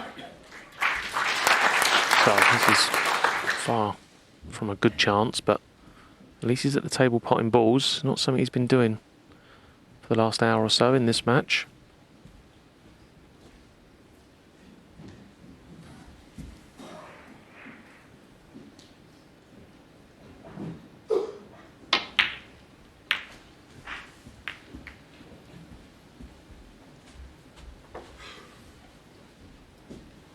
Six. Yes, there's a lot to do here for Stuart Bingham with those 4 reds very close to the cushion. But at least he's at the table with a chance to bring a halt to the momentum that Dave Gilbert was beginning to generate before the mid-session break. 7.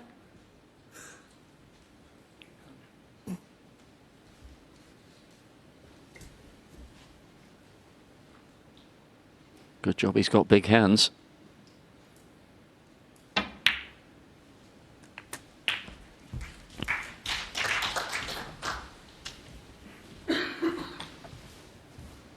Yeah, just concentrate 13. on the pink and blue for the time being. Still got 5 reds. Oh, pretty obtainable here. 14. That'll give him a nice little lead in this frame, so I won't have to worry about any of them reds on the back cushion for quite a while yet. Just make sure he keeps knocking these pots in. Doesn't want to present Dave with an easy opener. So yeah, just a little bit out of touch. Not been at the table for a little while. Just got into that cue ball a little bit too much. Not ideal on this red, but he can reach it, and it shouldn't be a problem. But we're sort of perfectionists in a way. We like it to be exactly where we want to put it, and just keep halting your plans. It just stops you getting into a nice rhythm.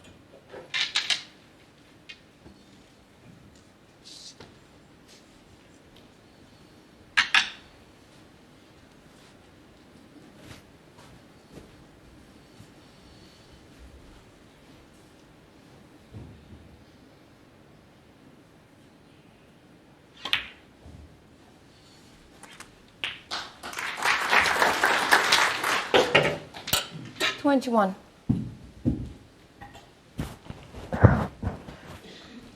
Yeah, and that's the problem with dropping slightly out of position.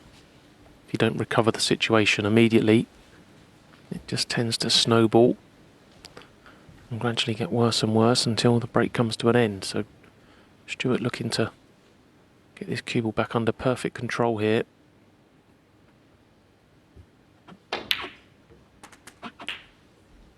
Cue ball's coming round nicely. All these reds go into the right middle. It's a wonderful shot.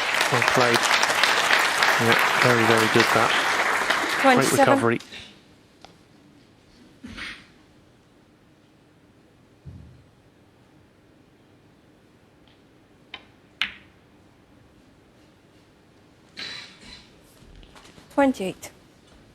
One of his best shots of the match so far.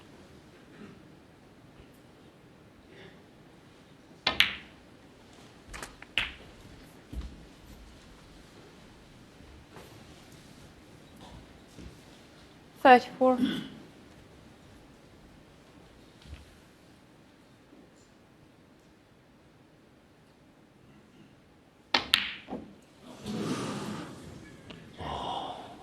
Stuart Bingham, 34.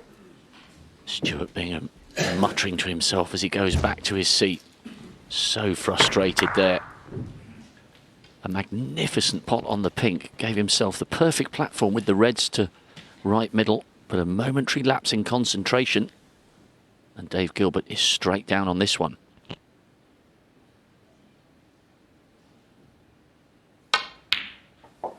One.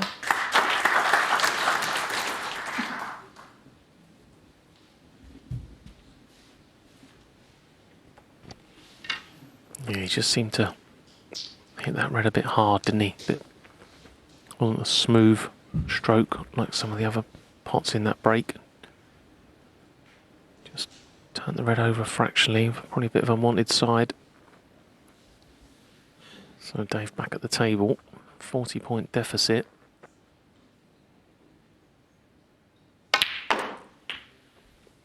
Lots of work to do. You can see there, it was very adventurous off the cue, off the side cushion with reverse side. Very difficult to make anything happen there. So plenty of snooker left in this frame, but it's a nice lead. Stuart has 35 points with the way the reds are situated. Put your phones on silent, please. David Gilbert, 7. Desislava Bozilova reminding a few of the Crucible crowd to get those phones on silent. Won't be the last time they go off in the arena, sadly, across the 17 days.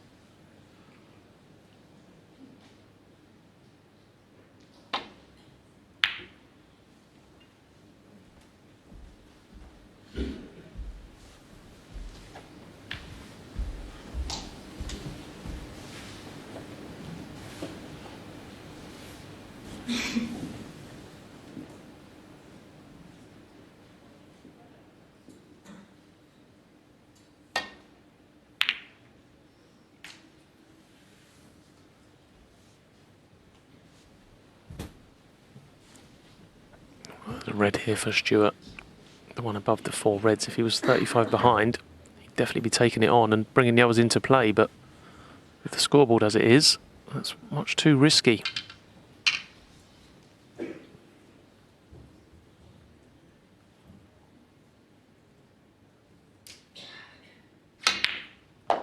Oh.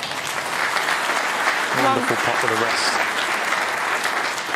Obviously the pressure was taken off it by where he was taking the cue ball back to, but didn't get many better than that. That was a pure strike with the rest. I think he's gone too far for this yellow. Can he clip this back in and come down for this loose red? Plenty of value in it.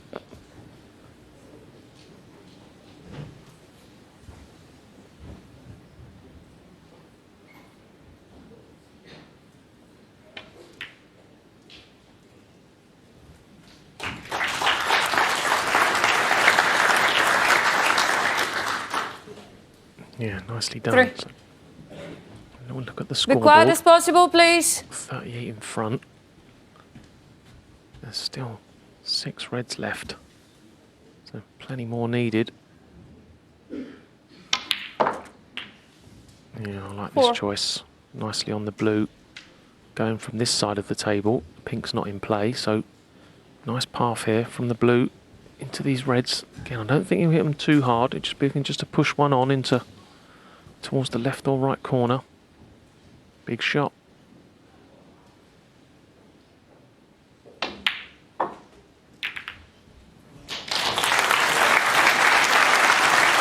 good was that from the 2015 world champion and Masters winner from 3 years ago.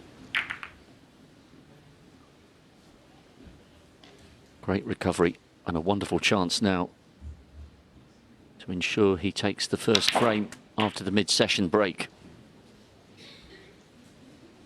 10.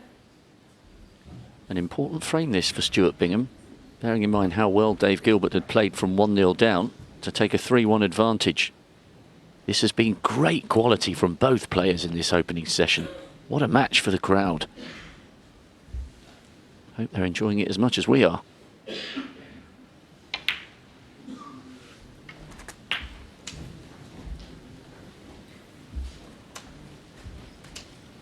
$17.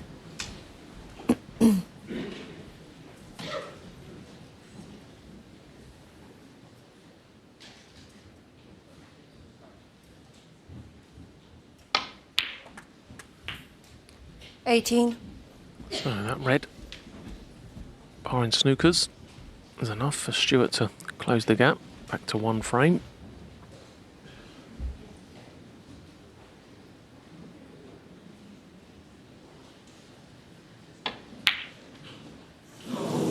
But missing the black means Dave Gilbert gets out of his chair, leading just 1 snooker. So this is far from over. Dave now be looking 2 reds, 2 blacks. If one of them reds is still on that cushion, it's a straightforward snooker to stun him behind the black, which will be back on its spot. So not over this yet by a long way.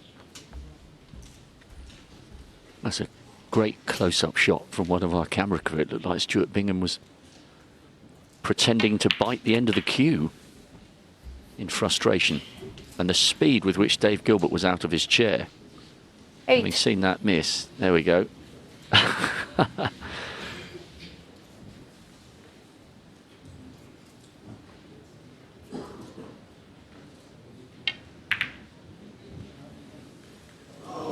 Well, he's had a couple that have wobbled and gone down in that pocket, not to be on this occasion. To Stuart Bingham's relief, so he does now have a chance to make absolutely certain this 5th frame is his. It's been entertaining from both men. A little bit of noise as the crowd come back in for the resumption of the other table. 1.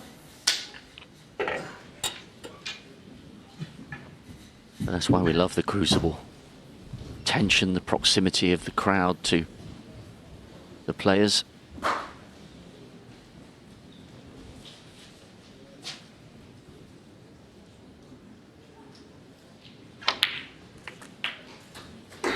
Nicely done on that black, just making sure. Ooh, off the knuckle, no problem. 8. So Stuart Bingham will breathe a sigh of relief after ensuring himself across the line in this 5th. Stuart Bingham, 8. And the frame. The nod from Dave Gilbert. And the former champion does reduce his arrears. Some nice touches overall in that frame. He's showing a little bit of frustration, but he has reduced the deficit to 3-2.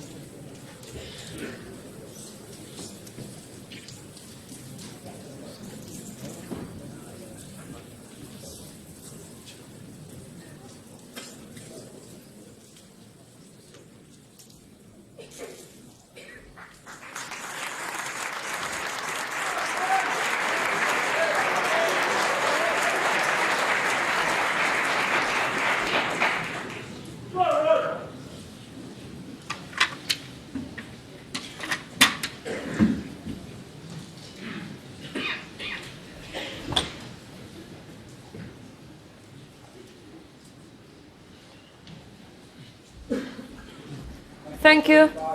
Frame 6, Stuart Bingham to break.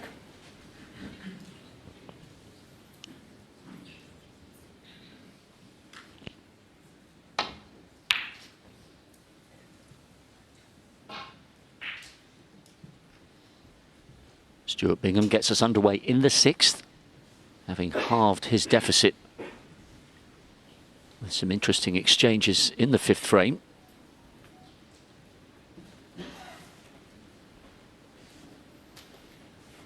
Dave Gilbert just got off that shot. There was a phone going off in the arena. Settles again.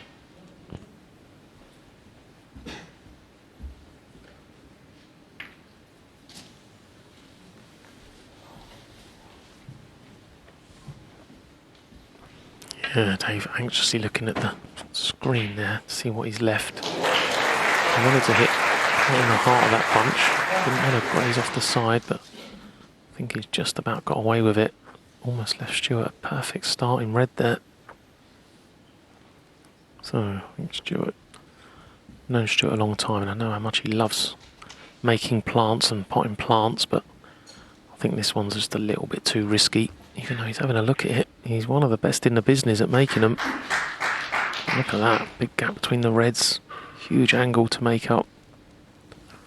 This is very difficult. Maybe even too difficult for Stuart.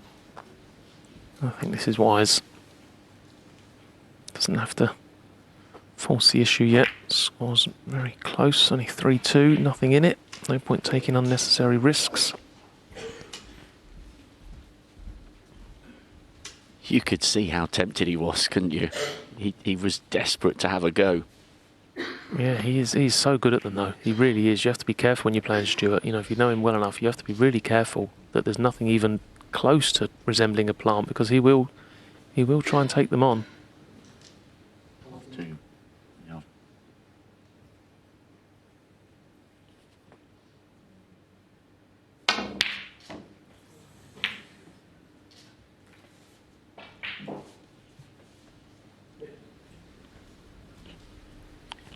Well, he's potted some tremendous long balls in this match, but he was a long way off with that one. Yeah, he's left the red here. You see there, it was a tough shot. You don't expect to pot too many of them, do you? But he has left the long red for Stuart. Can get round the back of the black. Take the cue ball away up to the baulk colours. Yeah, nicely done. One. Yeah, with that red in baulk now as well, just makes this shot slightly easier. Can just concentrate all his focus on just potting this yellow. Should be nicely on the red.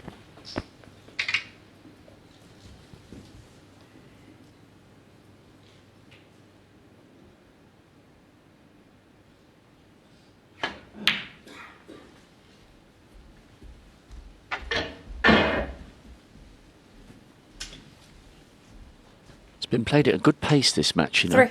Average shot time is 23 seconds, which is good going considering we had an 11-minute spell in the second frame where no balls were potted. Oh! After getting himself in with a brilliant long red to bottom left, Stuart Bingham's frustrations return. Huge puff of the cheeks in his chair.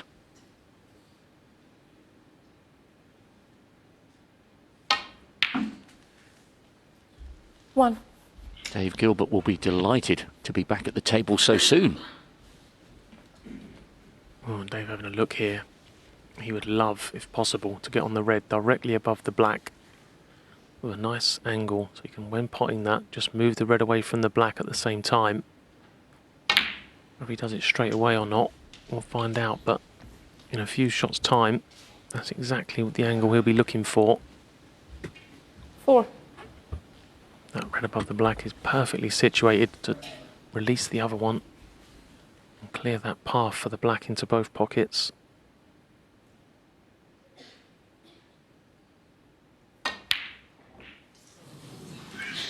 just very surprised, isn't it, Robert? Neither of them sort of missed anything pre-mid-session, but you can see the importance of this match and these next few frames to carve out a lead.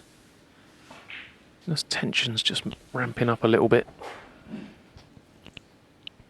Yeah, they've both been here so many times before, but it means everything. Performing well at the Crucible, and it's the first couple of signs, as you said, that we've seen the tension rising to the fore, because there have been some brilliant single visits by both players. Not necessarily a barrage of century breaks, one apiece, but the way they've both crafted the frames they've won, they're in fine form. But just a few nervy moments from both here in the middle of this first session.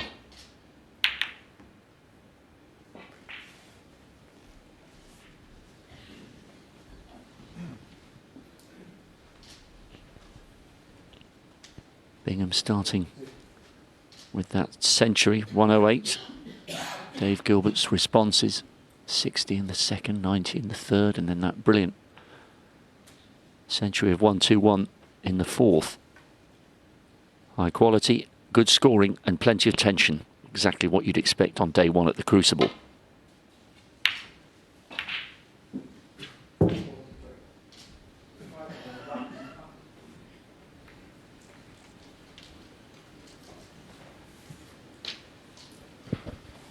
Yeah, very fortunate there for Stewart. Didn't completely mishit it, but caught the red much too thick. That's why the cue ball nowhere near the baulk cushion, but to see it land on top of the green makes this return pretty awkward for Dave now. Very easy to implant a little bit of unwanted side when you're digging down.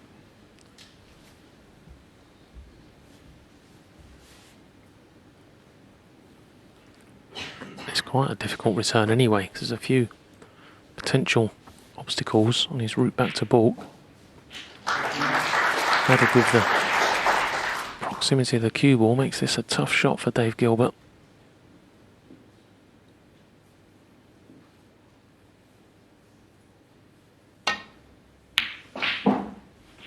Yeah, too thick, so he's going to leave a red, but not as easy as it might have been. It's a red you'd expect Stewart to pot normally, but these aren't normal circumstances. A lot of pressure here. He knows if he misses it, he's sticking Dave in. Blue's slightly in the way as well, so yeah, he'd love to take this red on. He really wants to pot this red and get on the black. It's a great chance should he get in, but maybe feels the risk just a bit too big. So looking to get this cue ball in behind the blue now.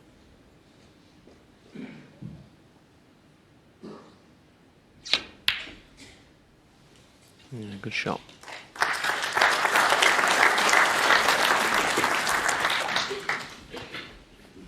Again, showing those years of experience and curbing his attacking instinct, knowing it wasn't quite right as an opening.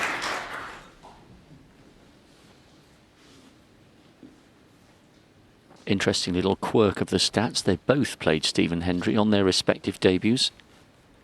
Same scoreline, but the other way round. Stuart Bingham beat Stephen Hendry 10-7. Dave Gilbert lost to him 10-7. Oh, and that was a long, long way off. Stuart Bingham, 4.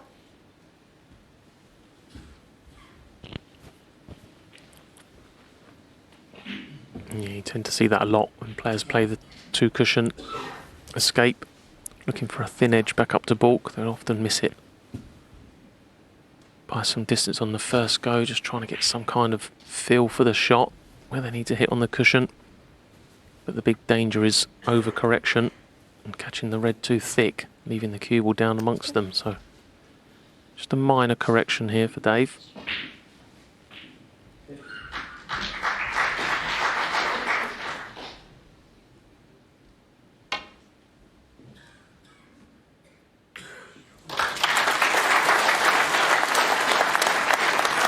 That was superbly judged that time by Dave Gilbert.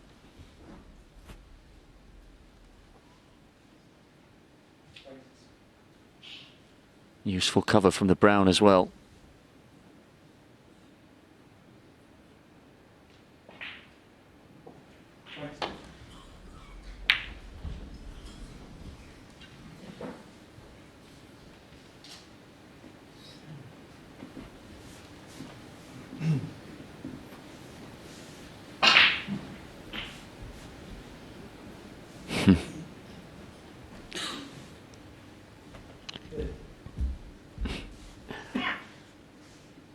Stuart was just mouthing up at his box, I think. Got away with that one a little bit. He's quite expressive, Stuart. He's good to watch.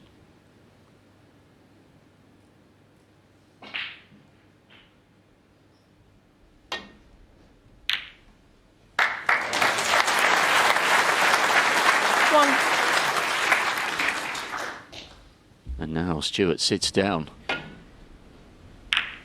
What a pot by Dave Gilbert. Yeah, I did mention about Stuart Bingham and his prowess on the plant, so he'll be respectful of that shot from Dave. It was well found and well played. Plus a nice little friendly kiss on the brown. It's left him on this green.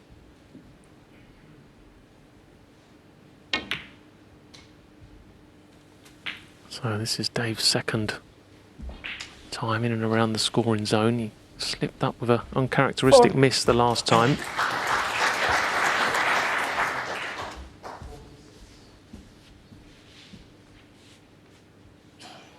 Yeah, we can get the pink back on the spot. It will be potable into left corner and right middle, so this is a half chance, you'd have to say. 5.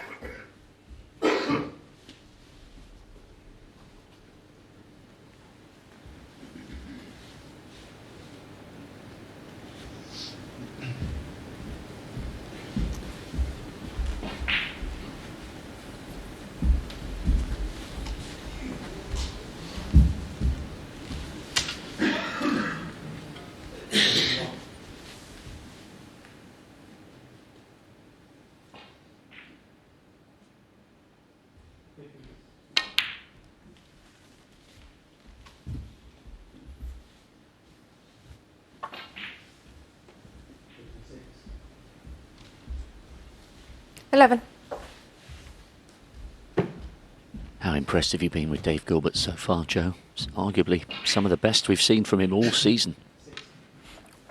Yeah, very impressed actually. The way he's gone about building these breaks, they've not been straightforward by any means, and he's really concentrating hard out there and playing all the right shots at the right time, and yeah, very impressive so far.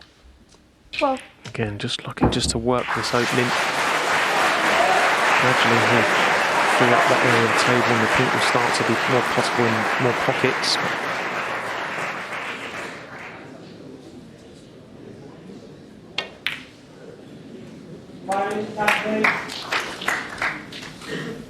So I think now, I think it may pot into this right corner as well.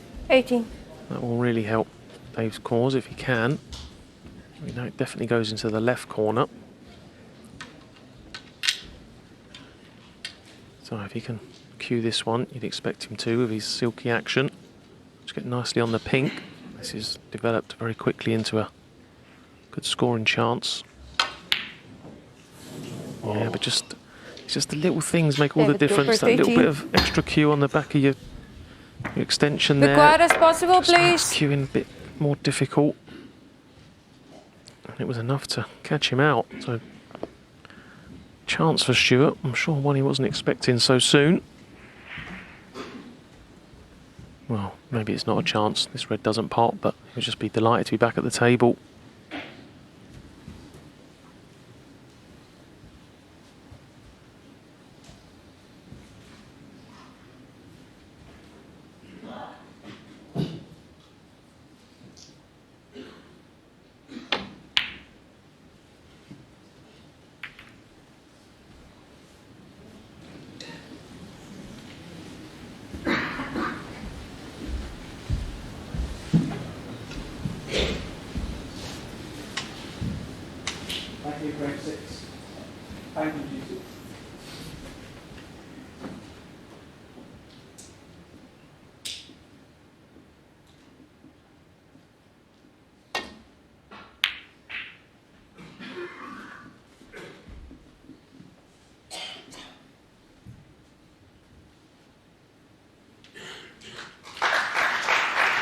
Good shot that from Dave. Obviously had half an eye on the pop. It was more about where that cue ball was going.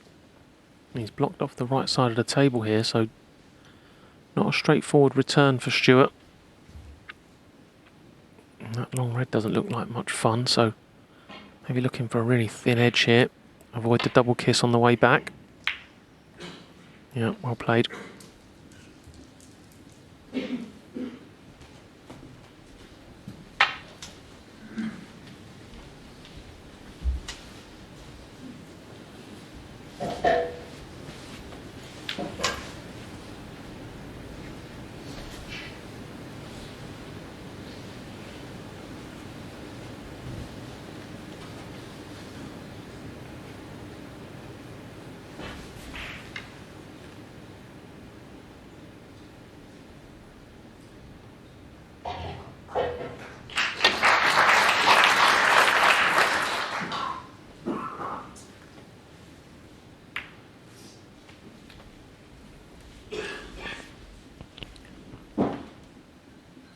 So a chance now for Stuart Bingham. Got the better of Dave Gilbert in that safety exchange.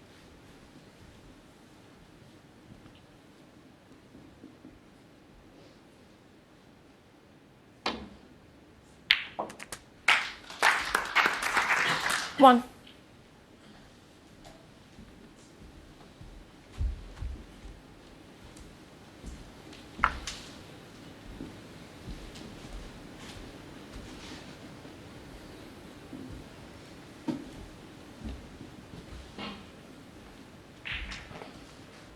Twice across the table here. Looks like most of the reds pot into this right corner, so looking to get on the left side of the table. This may be a little bit too wide. Yeah, see by the expression on Stuart's face, he's shocked where he's finished there. He was looking to play Four.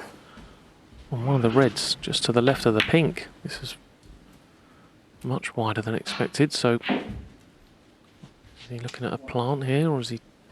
He's definitely got the red on the extreme left into the green pocket if he wishes, but he's just looking at two reds below the pink into the middle, and them two reds closest together into the green pocket. So already mentioned how much he loves a plant.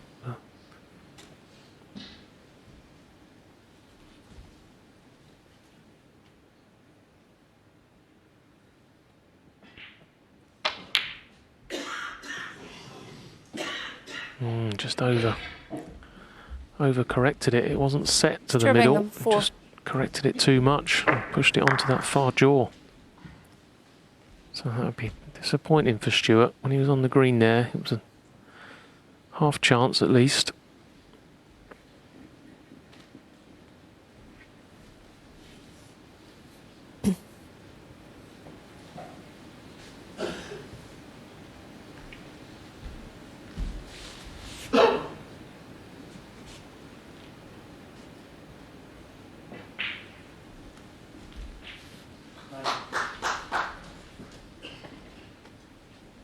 Taking his time over this one, Dave Gilbert. There's a couple of options here.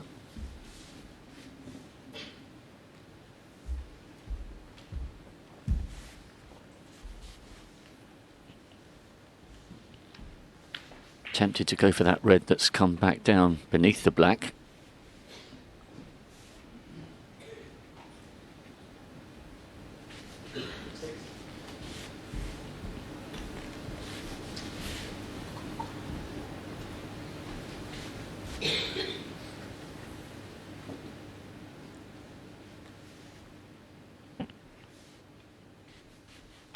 Taken nearly a minute and a half over this one.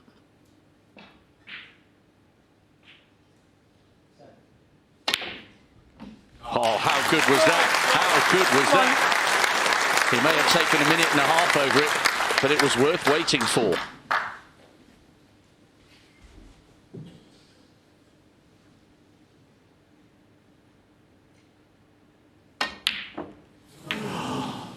Oh my gosh.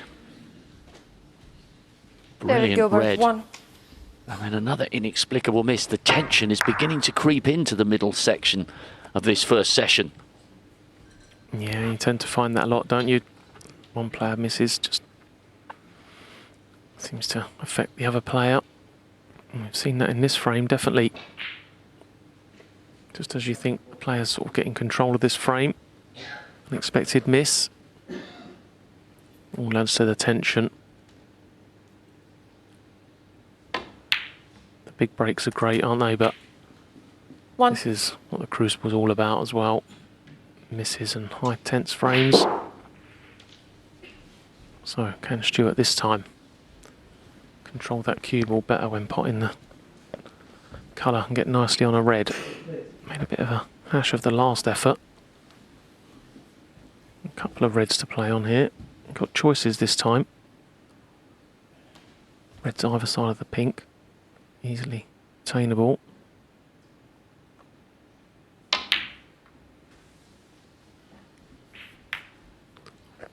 Chose to play into them. A little bit unlucky, I think you have to say. If he'd caught the black there and not that red, he would have been nicely on a red, but you can see he just grazed past the black. Just looking to catch the black there, full ball. Still on this red, it's a green pocket, but missable. What we've seen already this frame, wouldn't be surprised.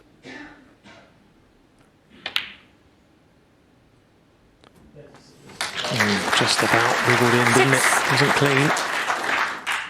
Now we can just knock this pink in, play on a red into the bottom right corner, and things are starting to happen here for Stuart.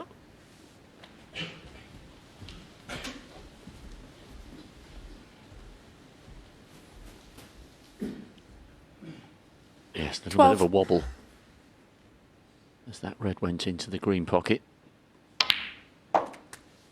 This now looks a good chance for Stuart Bingham. There have been nervy moments from both of them in this one.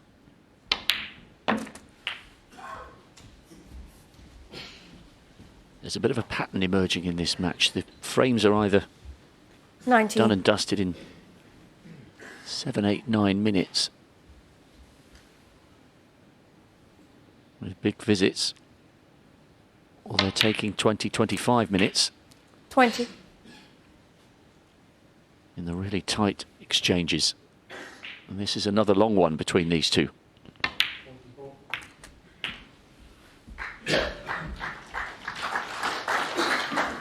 Clever from Stuart. 26. Didn't have to play the cannon there and then, but saw it as the perfect opportunity. Didn't think it could go wrong, but it was guaranteed to be on a red. And it was the right choice. So now he's 14 ahead. He can get over the winning line in this frame without needing that red on the right side cushion. 27. So all them misses beforehand don't really matter anymore. It's all gone. It's all about this visit. He looks very focused. He just had a quick look at the scoreboard there. Well, he's overdone that. I think he played for that red into the bottom left corner. He's now going to have to play it into the right corner. So adrenaline's definitely pumping.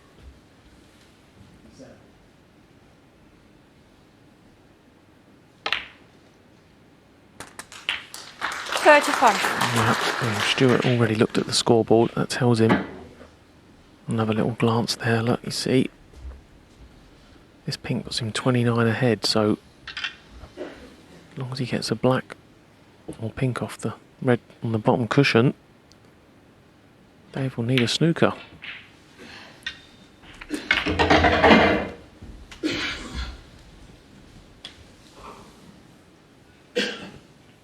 $41.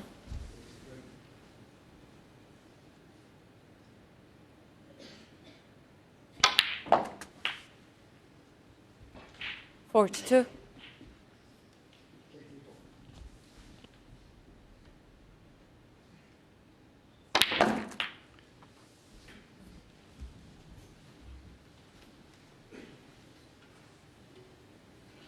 $49. Good stuff here from Stuart Bingham, barring a snooker. Over the line. And we'll be shortly drawing level. Stuart Bingham, 3 49. apiece, with 3 to play.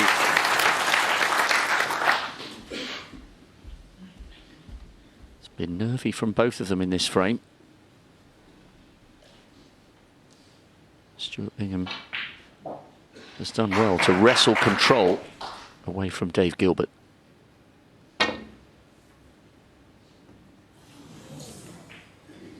Foul. Stuart Bingham, 4. 3 ball. No miss called, obviously, because Dave required snookers. Brown But ball. there was a free ball called, so as long as this one goes in, that should definitely be end of frame.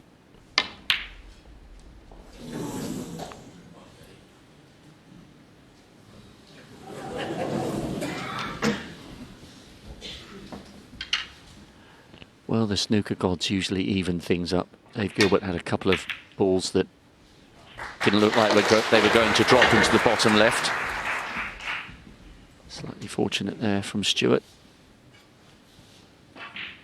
who will be mightily relieved. Just double checking the scores. 2 4-point snookers required for Dave Gilbert. So all being well from Bingham's perspective, we're about to go 3 apiece.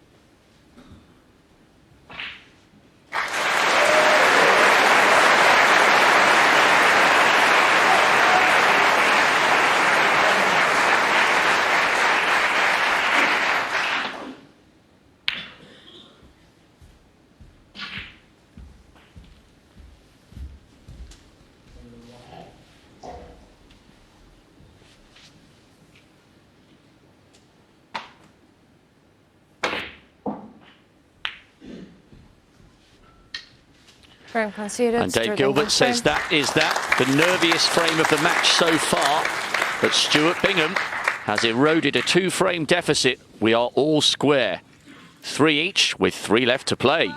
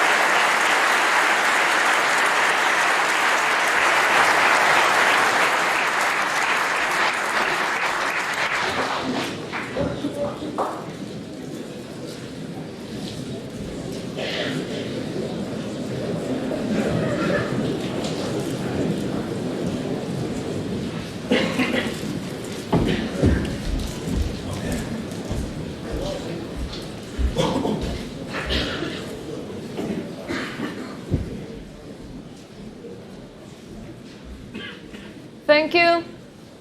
Frame 7, David Gilbert to break.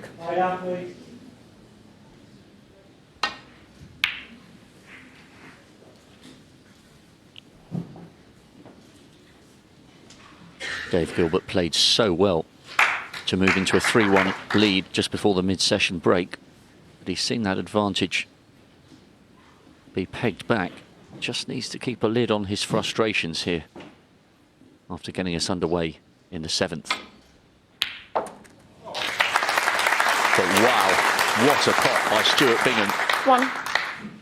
Cue ball glued to the baulk cushion. I wonder wonder whether coming through that nervy sixth has settled him down. That was a great pot. Yeah, that was as good a pot as you're likely to see. Beautifully cued, tight under that cushion. No room for error there. And it looks like he's got an okay angle here on the brown, so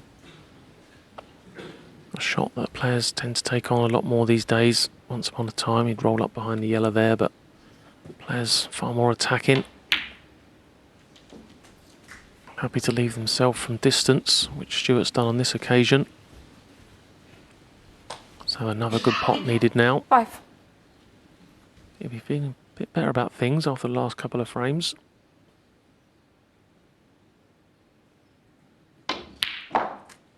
Yeah, nice. And you saw that little angle there from the camera angle. He's just released the pink into the right middle as well, so that was a clever little shot from Stuart.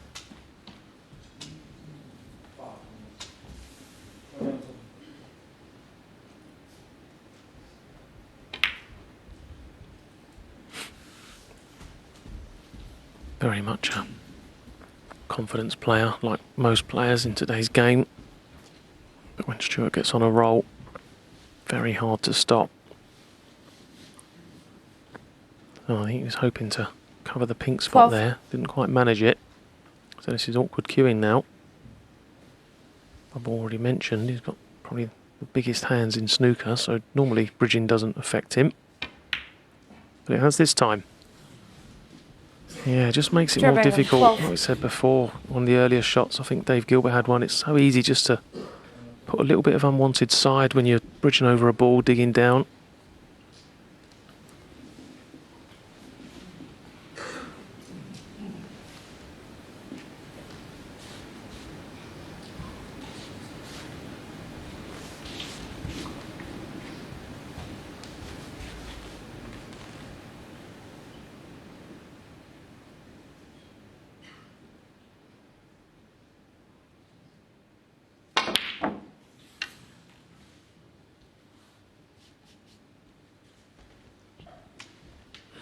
One or two signs of frustration creeping into Dave Gilbert's game. Had to really dig down on that one. Has played some great snooker in this session so far, just needs to keep a lid on that frustration. Long, long way to go in this match.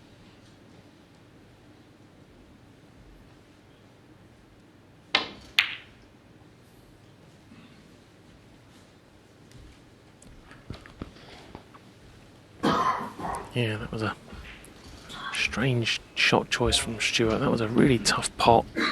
Probably thought it was a free shot, but he's always going to be leaving this red into the top right pocket. A bit of a gift here from Dave. It's not an easy starter, but it's one he shouldn't even had any chance whatsoever at. Yeah, and he took it. So one of the things that really frustrates snooker players, it was an unnecessary shot Stuart played, and he's handed the table over to his opponent.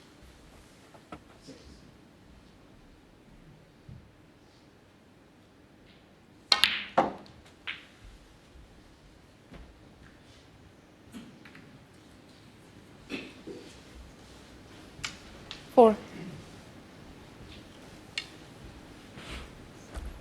Yeah, just got to be careful here, Dave. Sometimes can just lose his concentration a little bit and do something out of character. He's been very good so far today, but looks like he wants to take this one on, and this will bring reds into play. And pot this, screw off the bunch, back up for blue or bought colour, and this will really open the bunch.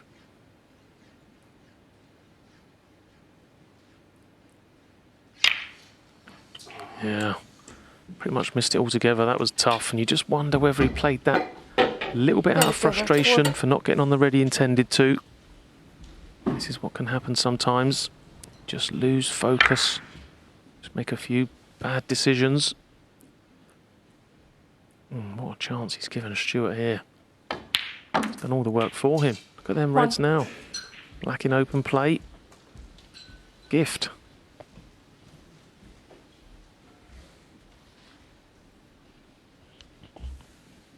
Yeah, the way the balls are spread, that could prove to be a costly error for Dave Gilbert.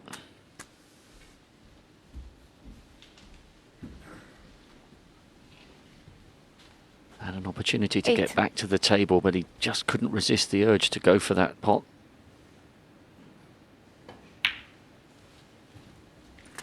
Nine. A high-risk shot.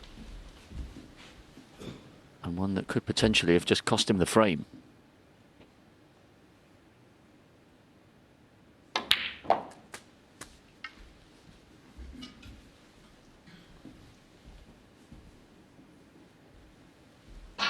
$16.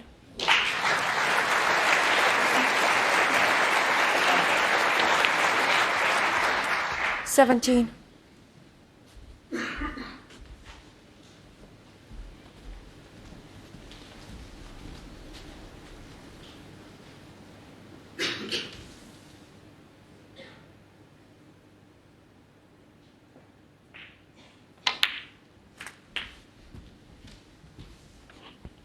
This is the kind of tempo and the kind 24. of table setup that Stuart Bingham loves. 25.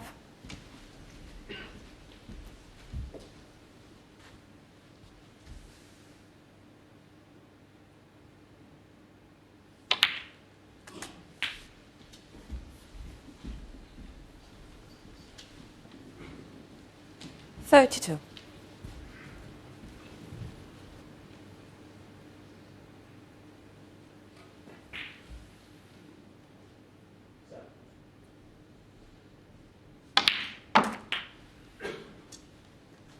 $33.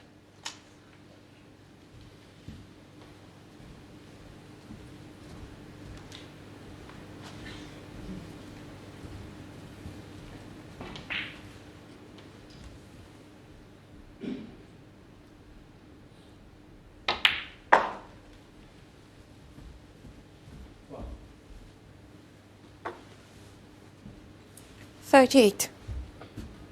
Yeah, Reds are so nicely situated. Stuart can just put that cue ball in the middle of the table and leave himself a choice every time. Red below the 39. pink pots into this right corner. That in turn frees up the other two reds. So you'd expect Stuart to win the frame at this visit. Playing on it now, so 54 ahead. 46. Still 75 remaining, but just looking for two reds, two colours. Shouldn't be a problem.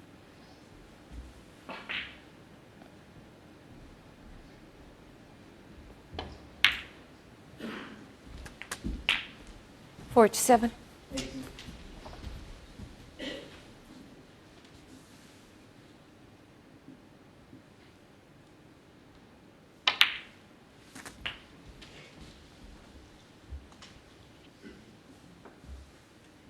$54.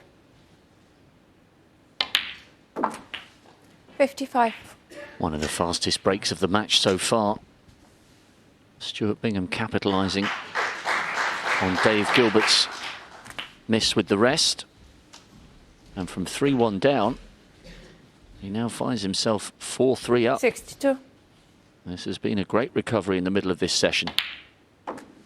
63.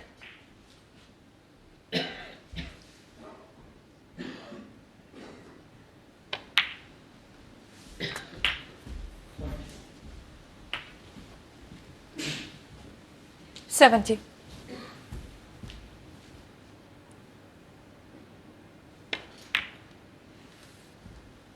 71.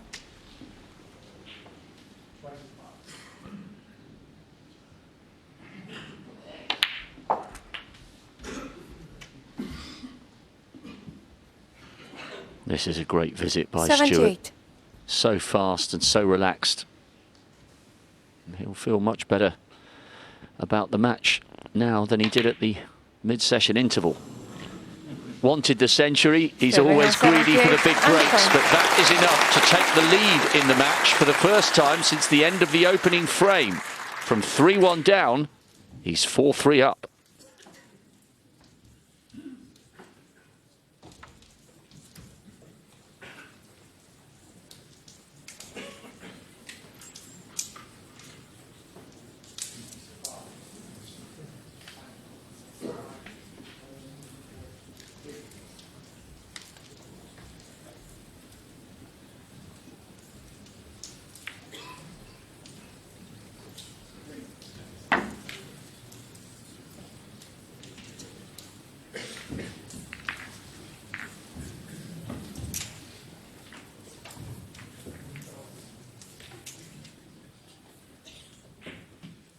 Keep quiet, please.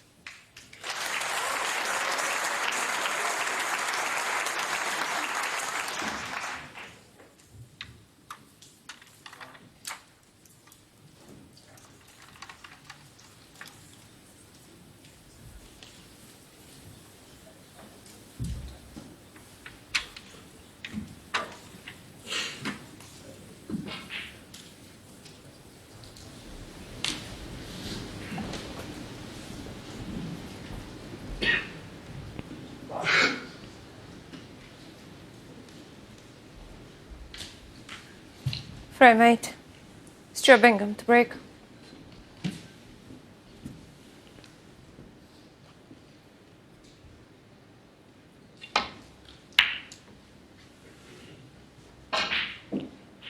Stuart Bingham starts us off in the penultimate frame of the session. He's had the momentum in the middle of this session. Really important now for Dave Gilbert to not forget the great work that he produced before the mid-session interval. Needs to bring a halt to the Bingham momentum here.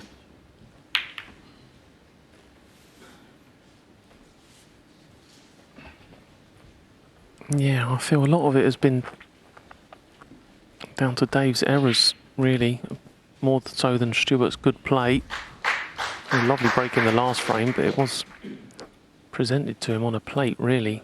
You know, Dave's had a few chances that he was gobbling up before the interval.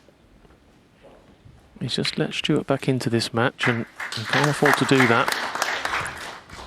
And just Dave can't let things get the better of him mentally. It's easy to do with his head-to-head record against Stuart. You know, if it starts going wrong, he will start thinking about that, I'm sure. So he needs to stay positive. He knows he's playing well, played tremendously. First 4 frames. Here's a chance to put things right. Yeah, they were going in, weren't they? Bit more difficult when the pressure's on and you're not dominating the table time. So this match has really toed and froed. Both players have had momentum at one stage or another. At the moment it's with Stuart.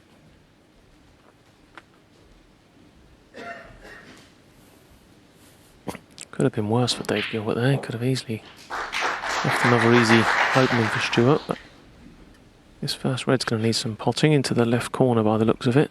Yellow pocket, it's the only one available.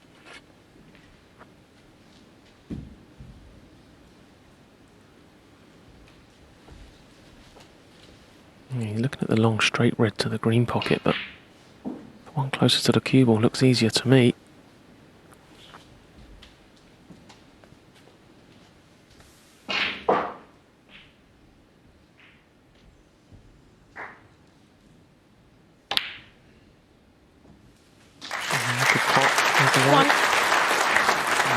Okay, so Stuart in again.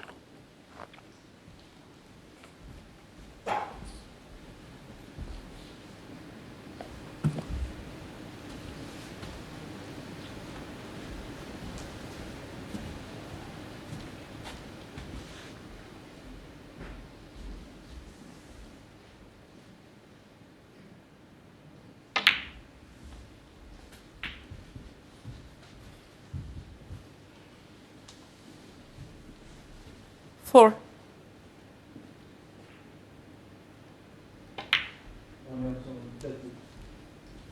Five.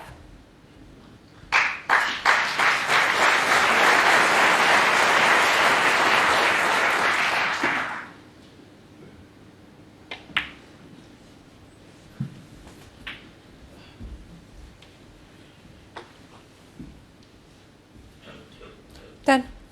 Stuart's now potted more balls in the match than Dave Gilbert. Around the mid-session interval, Gilbert had potted double the number of his opponent. 11. And this seems to be a continuation of this switch in momentum.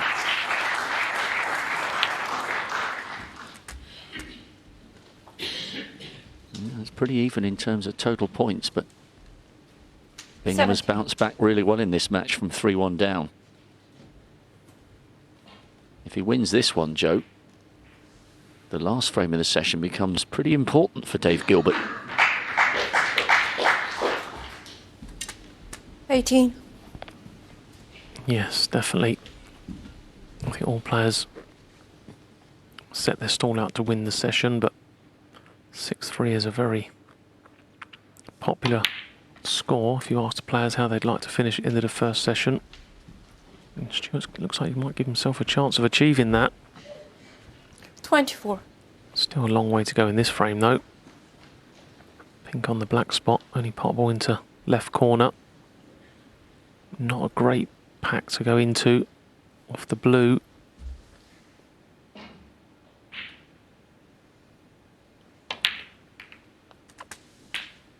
So yeah, just tried to flick a red out there and just bring one more into play. Hasn't achieved it, so gonna have to play a cannon here.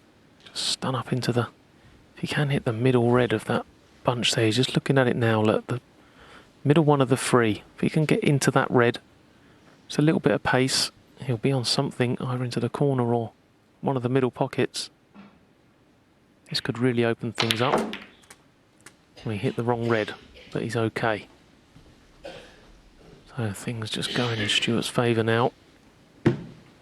31. Not the red he intended to hit, but still got choice of reds available.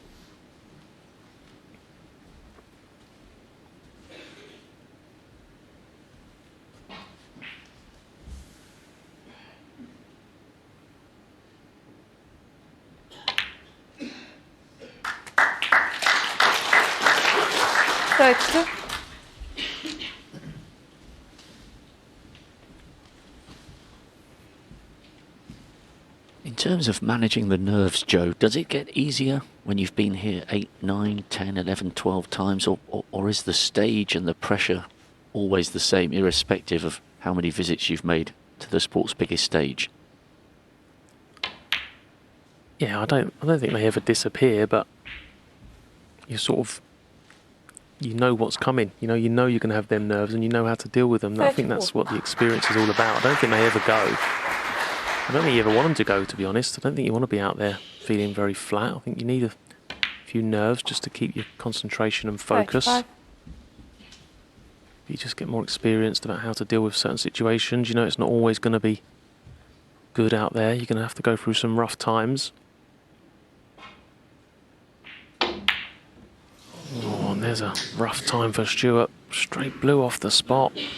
Stuart Bingham. Bad 35. miss. Terrible miss. You won't see Stuart miss too many of them in a season. Yeah, he's just having a word of himself. All I can imagine there is he wasn't 100% decided on exactly what he was doing. Didn't give the shot full attention. It just goes to show anything's missable out there if you're not fully focused.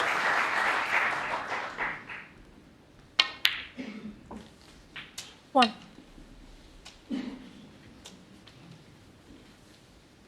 And what an important visit now for Dave Gilbert. A chance to stop this Stuart Bingham momentum, and a chance he was probably thinking he wasn't going to get, judging by how well Stuart Bingham was striking the ball until that miss. 7.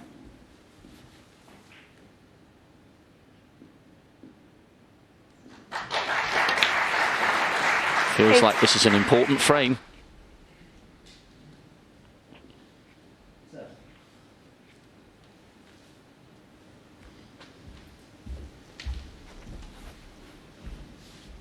Yeah, Dave just not happy with where he's landed there.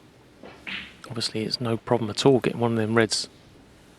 They all go into the right middle, but the trouble with that is he's then got to get back for the pink, which only goes into the left corner. So that's why he's just taking a little bit of time here.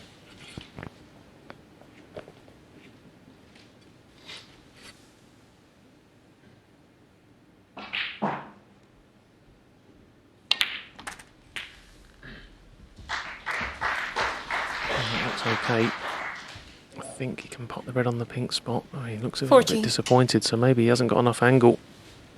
He'd like to have potted his red in the middle and just stunned across for the pink into left corner, but not ideal. They have to take the long red now into the green pocket. Not for blue or baulk colour.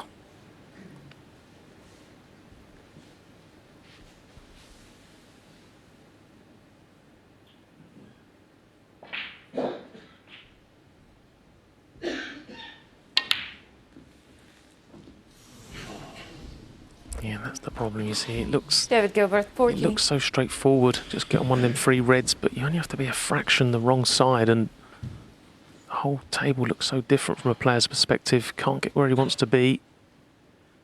Yeah, so let off for Stewart. Can he capitalise? 1.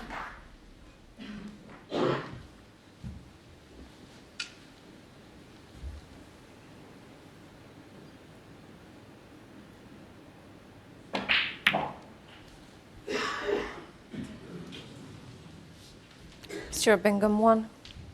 Wow, it's catching. Dave Gilbert was so frustrated after that miss, failing to capitalise on Stewart's inexplicable miss on the blue, but he is now back at the table.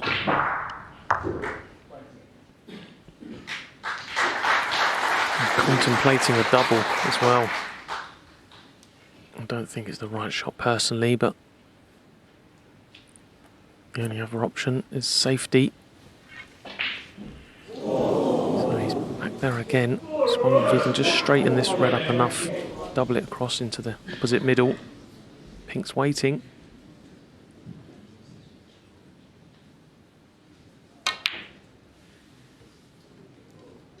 Yeah, it wasn't straightforward. It wasn't a perfectly set double. And you never know where they're going to finish. That's why a lot of professionals don't like taking doubles on. No real control what's going to happen if you miss it. And this red pot's, again, not easy, and the tension is building again, Rob, isn't it? Becoming a little bit scrappy, understandable. Yes, you just get the feeling this is such an important frame from Dave Gilbert's perspective. If he's to lose it, having had a couple of opportunities, it puts massive pressure on the last of the session. And Stuart Bingham is back in again. Another chance to guarantee himself a lead ahead of the second session.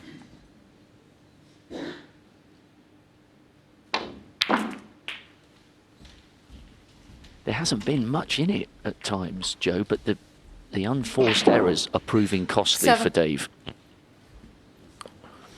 Yeah, Stuart's timing of when to land the killer blow is just slightly better than Dave's at the moment, isn't it? Dave seems to be making the last mistake. 8. So again, Stuart's just edging his way to the winning line in this frame. 30 points ahead. Pink makes 36. And he can get on that red. Yeah. It's getting tense. If we'd missed that one.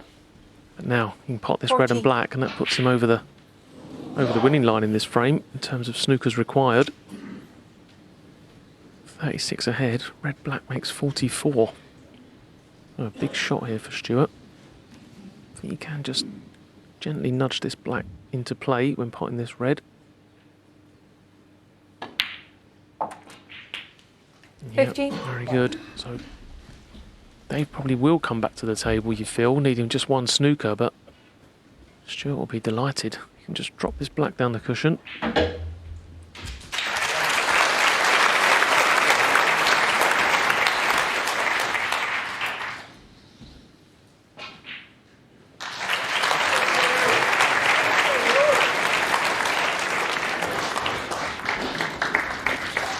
Out of 8 with the rest. 22. Dave Gilbert now needs a snooker. Stuart Bingham with one hand on a guaranteed overnight lead. Thank you. Stuart Bingham, 22.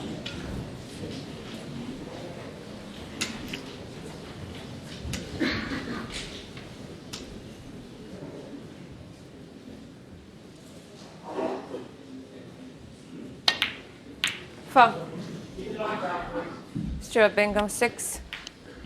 Well, an uncharacteristic error there by Dave Gilbert. There was quite a bit of noise as some of the people on the other side of the arena left table 1.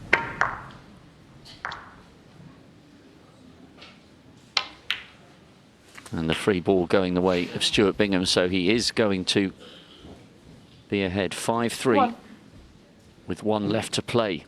The momentum has swung the way of the 2015 world champion. 6. 7. What a great recovery this has been from 3-1 down, and knowing how well his opponent was playing.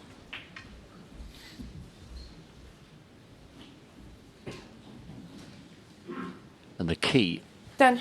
in the final frame of the session, Joe, is Dave Gilbert keeping a lid on the frustration and trying to remind 11. himself how well he played in the first half of this session.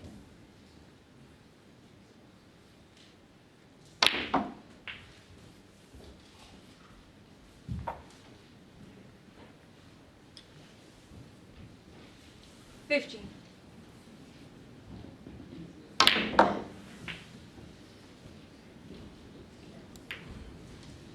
17.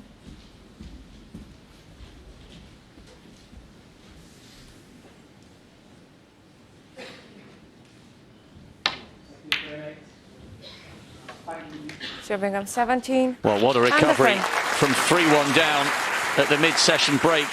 Stuart Bingham has put himself in a position of a guaranteed overnight lead, showing his class. 5-3, 1 left to play.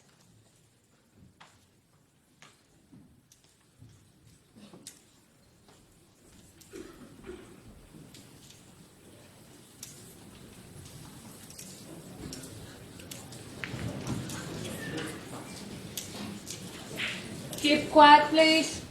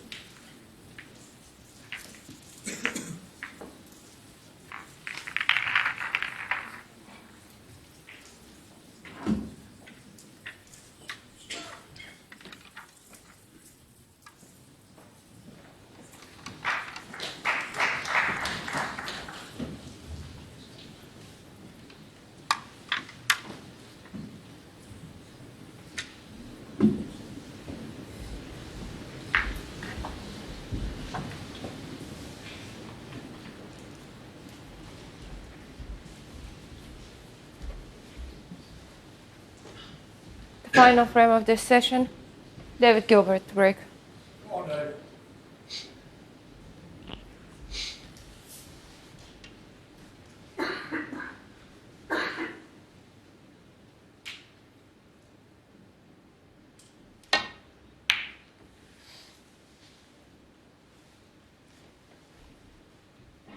The final frame of this session is a big one for Dave Gilbert. He played some magnificent snooker for his early 3-1 lead, but he has seen his opponent reel off 4 frames on the spin. Needs to keep a lid on the frustration and try and hang on to Stuart Bingham's coattails ahead of the second instalment of this match. Oh, 2 for the price of 1 though from Stuart Bingham, and it's his first opportunity in this last. He's beginning to look irresistible here in terms of his momentum and belief. He's settled in really well after coming up second best in the opening 4 frames.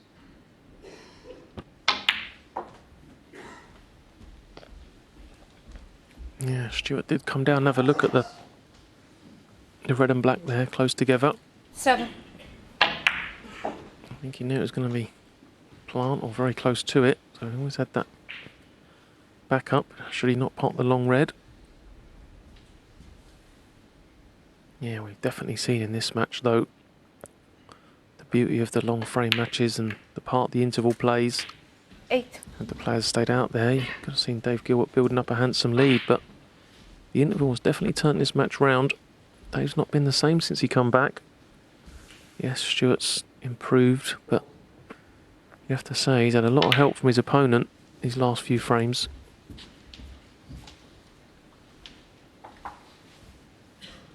And I don't think 14. Stuart will let up here. He'll know the importance of this frame. 6-3 is a nice lead to take into the final session. You won't want to give Dave any encouragement.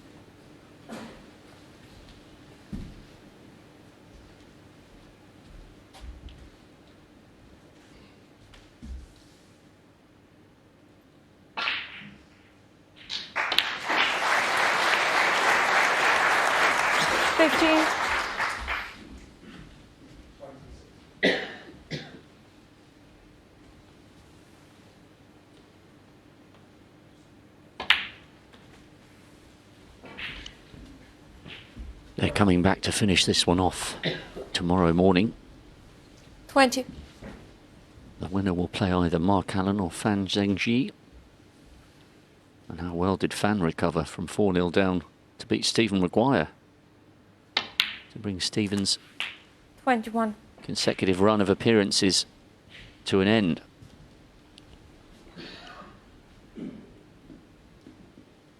Stuart Bingham won't be thinking about the second round just yet. He'll be thinking about continuing to turn the screw at the end of this opening instalment.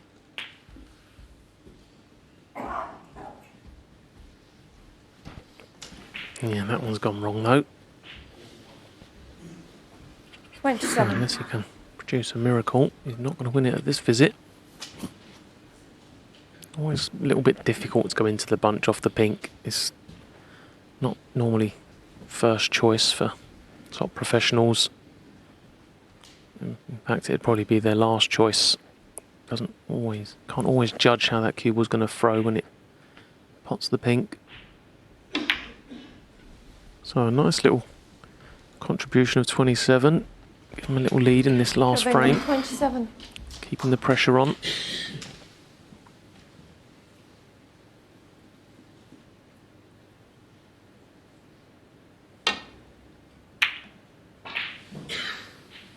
Obviously, if Dave does lose his frame, 6-3 is not an unassailable lead, but you just feel the fact that he would have lost 5 frames on the spin won't do his confidence and mental state any good coming back tomorrow. I feel he needs to really win this frame.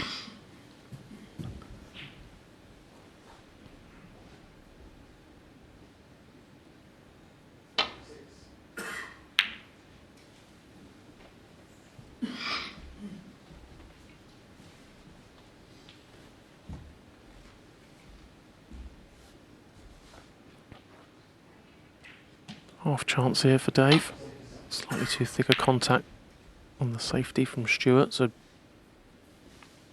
2 ways of playing this. Can hit it a bit harder and come back for the blue, or top it in, down for the black, which is waiting. Looks like he's choosing the former. In the first 4 frames, they were going in.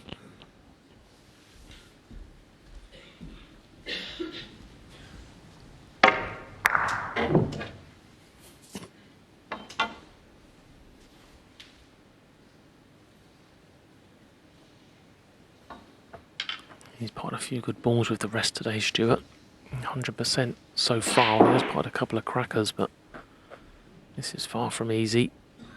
Yeah, very good. A few wonderful West players in the game, as we all know. Stuart's adding his name to that list on today's showing.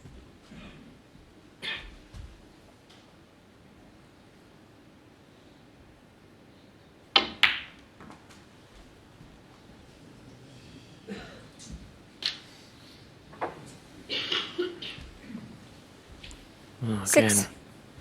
not something you expect from Stuart. Positional error. I think he was playing for the red below the pink, just to the right there. That would have potted maybe. But whatever he played, he got it wrong. Sure, Bingham 6.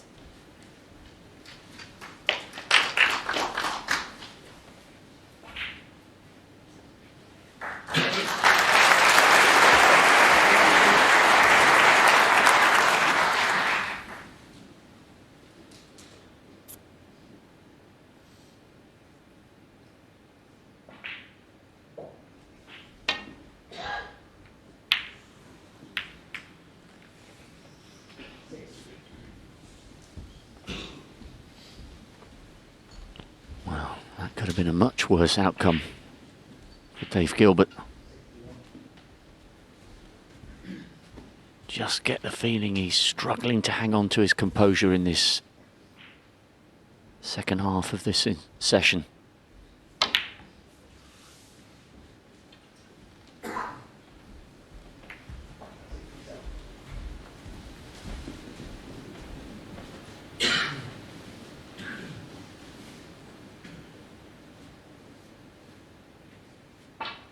Just needs to remember how well he played in the first 4.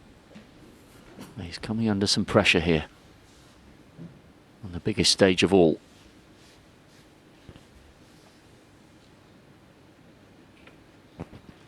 I think he's taking this on.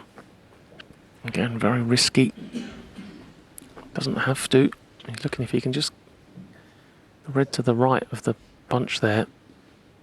Almost hit the 2 reds at the same time. It's going to send that red towards the right corner, but far from easy.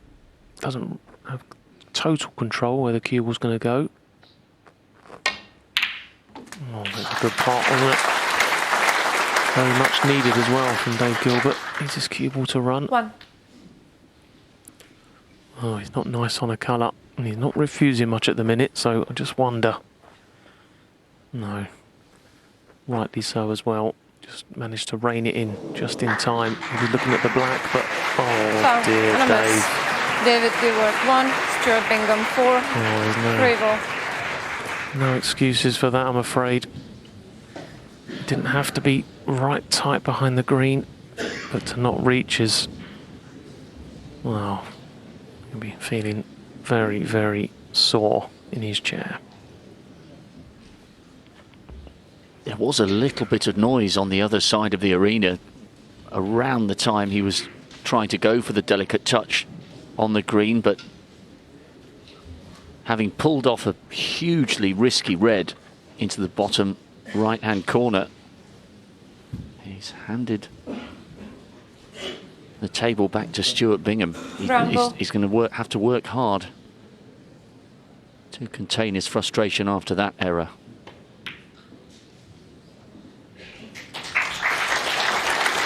He looks away from the table, Dave.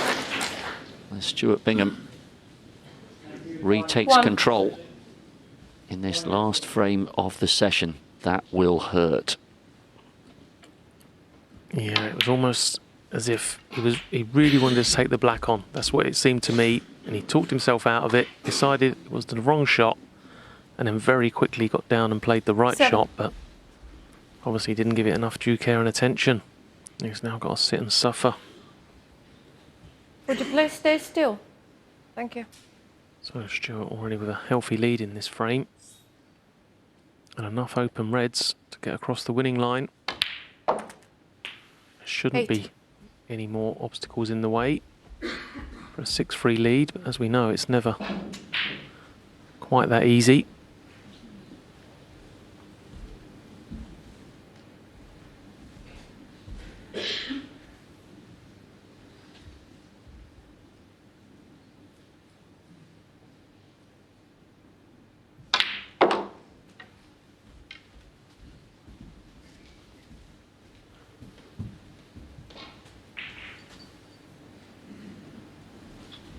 $50.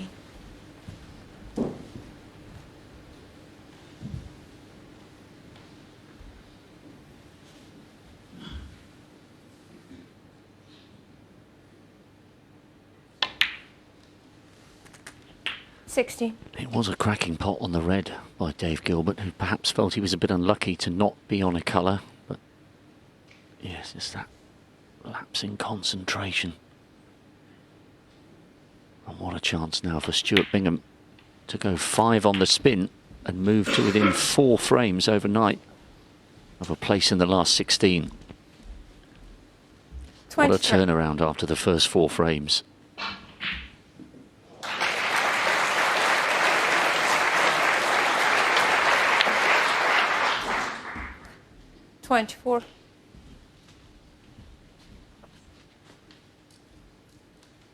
So 60 ahead.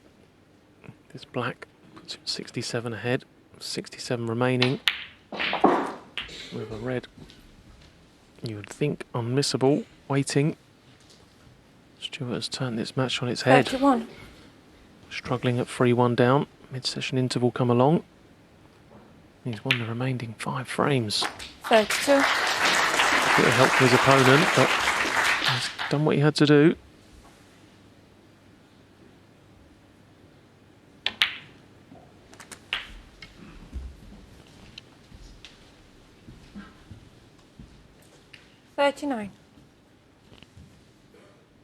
This has made for hard watching for those supporting Dave Gilbert. 40. 5 frames in a row. Stuart Bingham has found a way to settle, and Dave Gilbert somehow has to put this session behind him when they come back tomorrow morning.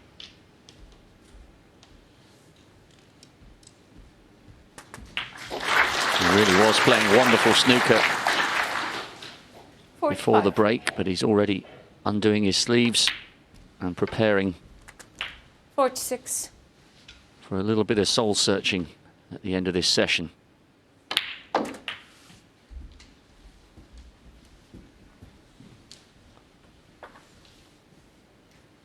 $53. 54.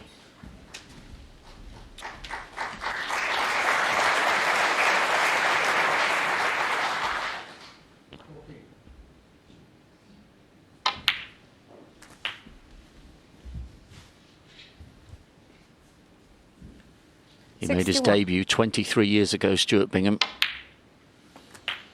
62. It's his 17th appearance on the sport's biggest stage, and he's used all of that experience to wrestle control away from an opponent who started this match in 67. fine style. What a turnaround from the 69. break. 5 frames in a row. And he will sleep very well tonight. 72.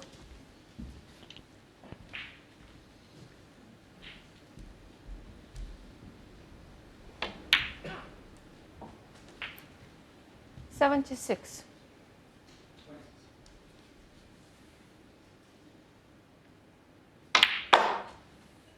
81.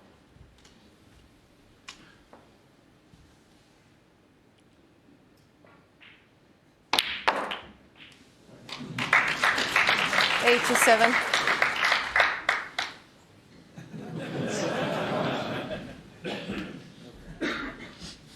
Finishing the session with an exhibition shot here, Stuart Bingham. Well, what a way to turn it round from 3-1 down. He's finished the first instalment of this one with 5 frames in a row. Dave Gilbert has it all to do. Bingham showed his class and composure. 6-3, his overnight lead.